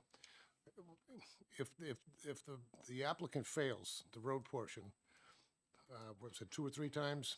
Is it in fact a year before they can do it again? Ashley and I were just speaking about that. That's, you can speak. Because this, I believe this makes a change to 3 months. And I guess I'm just looking for bits and pieces. You say you support some in concept. I guess it'd be helpful if we knew exactly which ones you did. So I'll leave it up to you. Yeah, so thank you for the question. So we don't have a year we don't have a suspension at all, and that's one of the points I'd like to clarify is that if somebody does fail their road test 3 times, we have a 10-day waiting period before they can test again, but they do have to do continuing education with a driver's ed school, but they don't go under suspension. So going under suspension, what that does is it goes on the driving record. And then they have to pay a restoration fee, which I'd like to reiterate again, we do not currently do that. Yep. I would like to outline some other topics for you to consider as well. So as the director said, there are some safety considerations with allowing somebody else to get in the vehicle. So occupants increase distraction in the car, which we don't want to do. Also, once that person gets that driver's license, they can operate independently. So that testing environment, they're being tested in an environment that's not realistic for when they go out on the road. So the license that they get in hand does not reflect how they were performing their driver test. And as the director said, we have seen an increase in people behaving more hostilely. And I will say oftentimes that actually comes from the parents when we get back to the DMV. So adding them into an enclosed car along with the examiner just increases the safety risks. The bill also references IEPs as documentation for driving test accommodations. I'd like to just talk about that for a moment. So IEPs are created under the Individuals with Disabilities Education Act and apply within a K through 12 educational setting. So those are intended to support academic access and not assess real-world functional or public safety competencies. Driver licensing exams are competency-based safety assessments and not educational evaluations. So as a result, IEPs have limited relevance in determining whether an applicant can independently and safely operate a motor vehicle. Implementation would also require consideration of the fact that staff would need to be trained in being able to review medical documentation, and it would also require DMV staff to interpret and validate school-based educational documents, which is a function that's currently outside the agency's statutory scope. The DMV administers licensing under RSA 263, which governs motor vehicle operation and public safety. From an administrative perspective, the RSA provides authority for driver examinations and re-examinations, but does not specify a fixed retest suspension period after multiple failures. So again, for clarification, the current retesting framework is set out in Administrative Rule Safe C 1006.07 and says that there's a minimum 10-day waiting period between failed road test attempts. So this is for the person to be able to study on the things that we provide feedback on. After those 3 failed attempts, an applicant may not schedule an additional test until they do documented training requirements, which are behind the wheel instruction with improved driving school and supervised driving practice. The rule conditions allow further testing, again, based on documented preparation and not a fixed calendar-based suspension period. Retesting eligibility is tied to training documentation and not time alone. The DMV also already provides reasonable testing accommodations. Our current practice includes encouraging applicants to test independently first, reflecting that driving is an independent privilege. tracking scores and time spent on tests for applicants requesting these accommodations, and we provide feedback and encouragement when they're showing improvement, which is what we want. For those whose scores remain stagnant after 2 or 3 attempts, we will offer them an oral test that's provided by a DMV employee with 60 minutes instead of the 40 that's on the computer, and this is permitted by an administrative rule. From an operational standpoint, time limits are not commonly identified as any sort of a barrier, especially for our 16 and 17-year-old applicants. Frequently, the issue is actually testing too quickly, and the average time to take a test is between 6 and 11 minutes on a 40-question test. The written and road tests are designed to assess independent comprehension, decision-making, and safe, independent operation of a motor vehicle. Accommodations such as the presence of an additional support person or alteration of test formats or wording may raise questions of consistency and test validity, which are central to public safety licensing. The bill proposes creating a new statutory framework that would establish a 3-month suspension period after 3 failed road tests, introduce early retesting pathways tied to instruction programs that we already have in place, and add new administrative elements not currently present in rule. For informational purposes, the department would like to note that a suspension takes away the applicant's ability to practice drive. So if they're suspended for 3 months, they are not working on their skills at that point. They're stagnant. The proposal introduces a record and fee implications that are not part of the existing rule-based framework, and this suspension would go on the driving record, impose a restoration fee, and both of these are not imposed on those who are asking for an accommodation. I appreciate your attention to these details, and I'm open for any questions you may have. Representative Hill, thank you very much, by the way. You're welcome. Thank you, Mr. Chairman, and thank you for taking my question. Are interpreters allowed in the drive?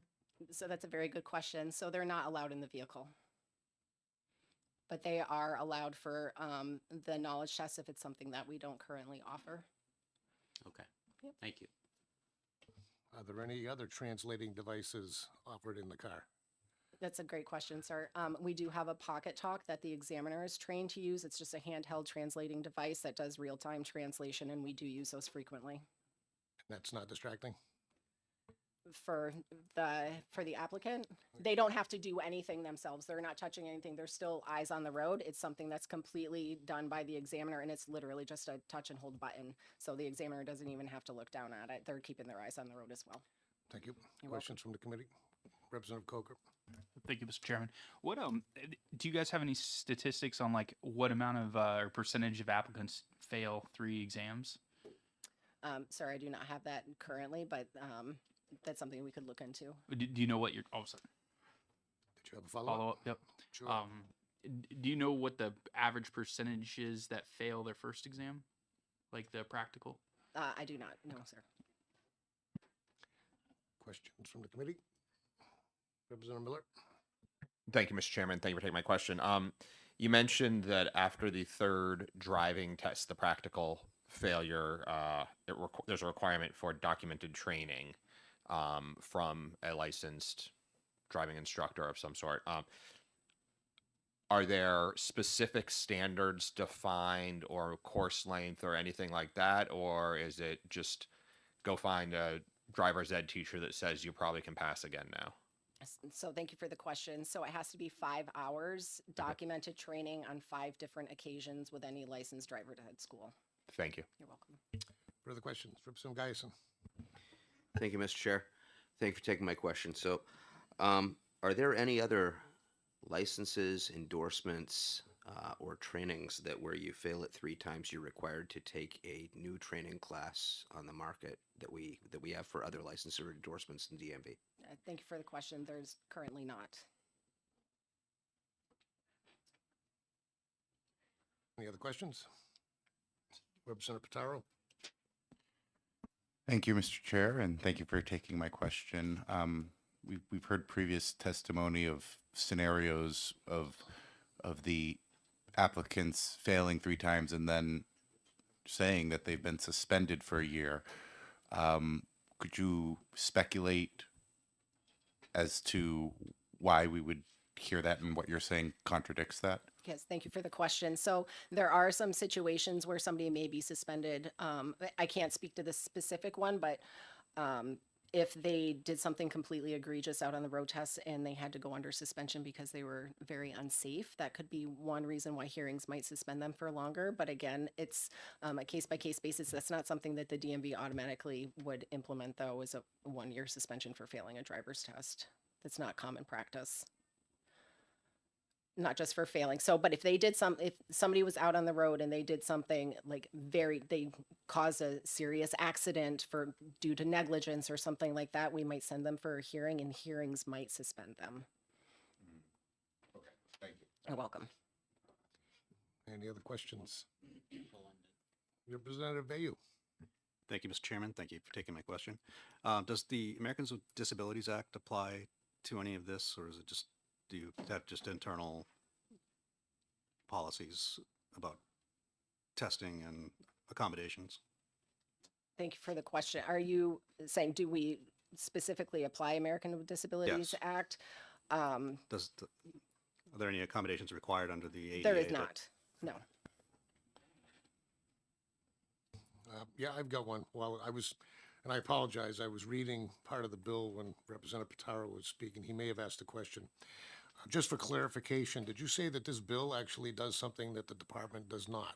Now, when this refers to on line 22, suspension after the third failure, I thought I heard you say before that you did not suspend. So this actually, the way it's written, is worse than your current practice. Is that correct? That is correct. Okay. There was another one somebody else touched on too. Actually, I think it was Representative Guyson. In terms of after 3 failures, or is it? I think you said 3. What is the goal? If you've got an applicant there who's already passed driver's ed and failed his test because of obvious behavioral issues, what purpose does going to driver's ed again actually seek to accomplish? Yes, so that's a good question. So not everybody comes in immediately after driver's ed or takes their driving test, and a lot of folks, even who are over the age of 17, aren't required to take driver's ed. So that driver's ed component isn't specific to 16 and 17-year-olds. That's blanket across the board, anybody who fails 3 times. So the purpose is for them to take the feedback that they've received from the driving test and work on those skills in order to come back and be successful. So some people don't test for 6 months after driver's ed for whatever reason. So maybe they haven't been practicing to the same standard that they were taught in driver's ed. There could be a whole number of different things, but passing driver's ed doesn't necessarily always mean they're going to pass their driver's test. We would hope that they would, but yes, and I think it's important to acknowledge that the test anxiety does exist. So it is a new scenario for folks when they come in. But for those who express that they have anxiety, we do offer to meet with them ahead of time. They can ask the examiner questions. They can spend time at the DMV and see everything. I'm just saying, we do try to accommodate the best that we can to address those issues. Yep, thank you. Any further questions from the committee? Representative Guy? You know what? I think you were next. Representative Palondon. Thank you. Representative View, it hit my question, but I want to be more specific regarding the American Disabilities Act. Just to be clear, we give no accommodations for those that, say, are hard of hearing or handicap and have special devices in the vehicle. Everyone's held to the same standard. Do I understand that correctly? So it's a good question. So if somebody has to have some sort of alteration, that comes from their doctor's office, and we'll test them just the same as anybody else. Yep. And Representative Guyson. Thank you, Mr. Chair. One more quick question. Can you speak to why there is an increased retesting fee and why that isn't the case with other licenses and endorsements? I'm sorry, can you repeat that So question? to retest after a failure, earlier testimony said that it was twice the price. If that's the case, can we speak to that at all? Is there an increased price for retesting if you failed? There is no, not for failures. There's not. I don't believe that was my testimony, sir. No, that was not your. Oh, That was okay. previous testimony had Yeah. said that. That's what I was asking. Sorry, I thought you were saying I did. No, there is no difference in fees. Okay, thank you. No. Okay, any other questions from the committee? Seeing none. Looks like we've got our work cut out for us. Thank you very much. Thank you. I have nobody else signed up to speak on this bill, so I'm going to close the public hearing. And hang tight for a minute. I'm going to talk with our ranking member to see if there's anything we may or may not want to exec this afternoon. So hang tight.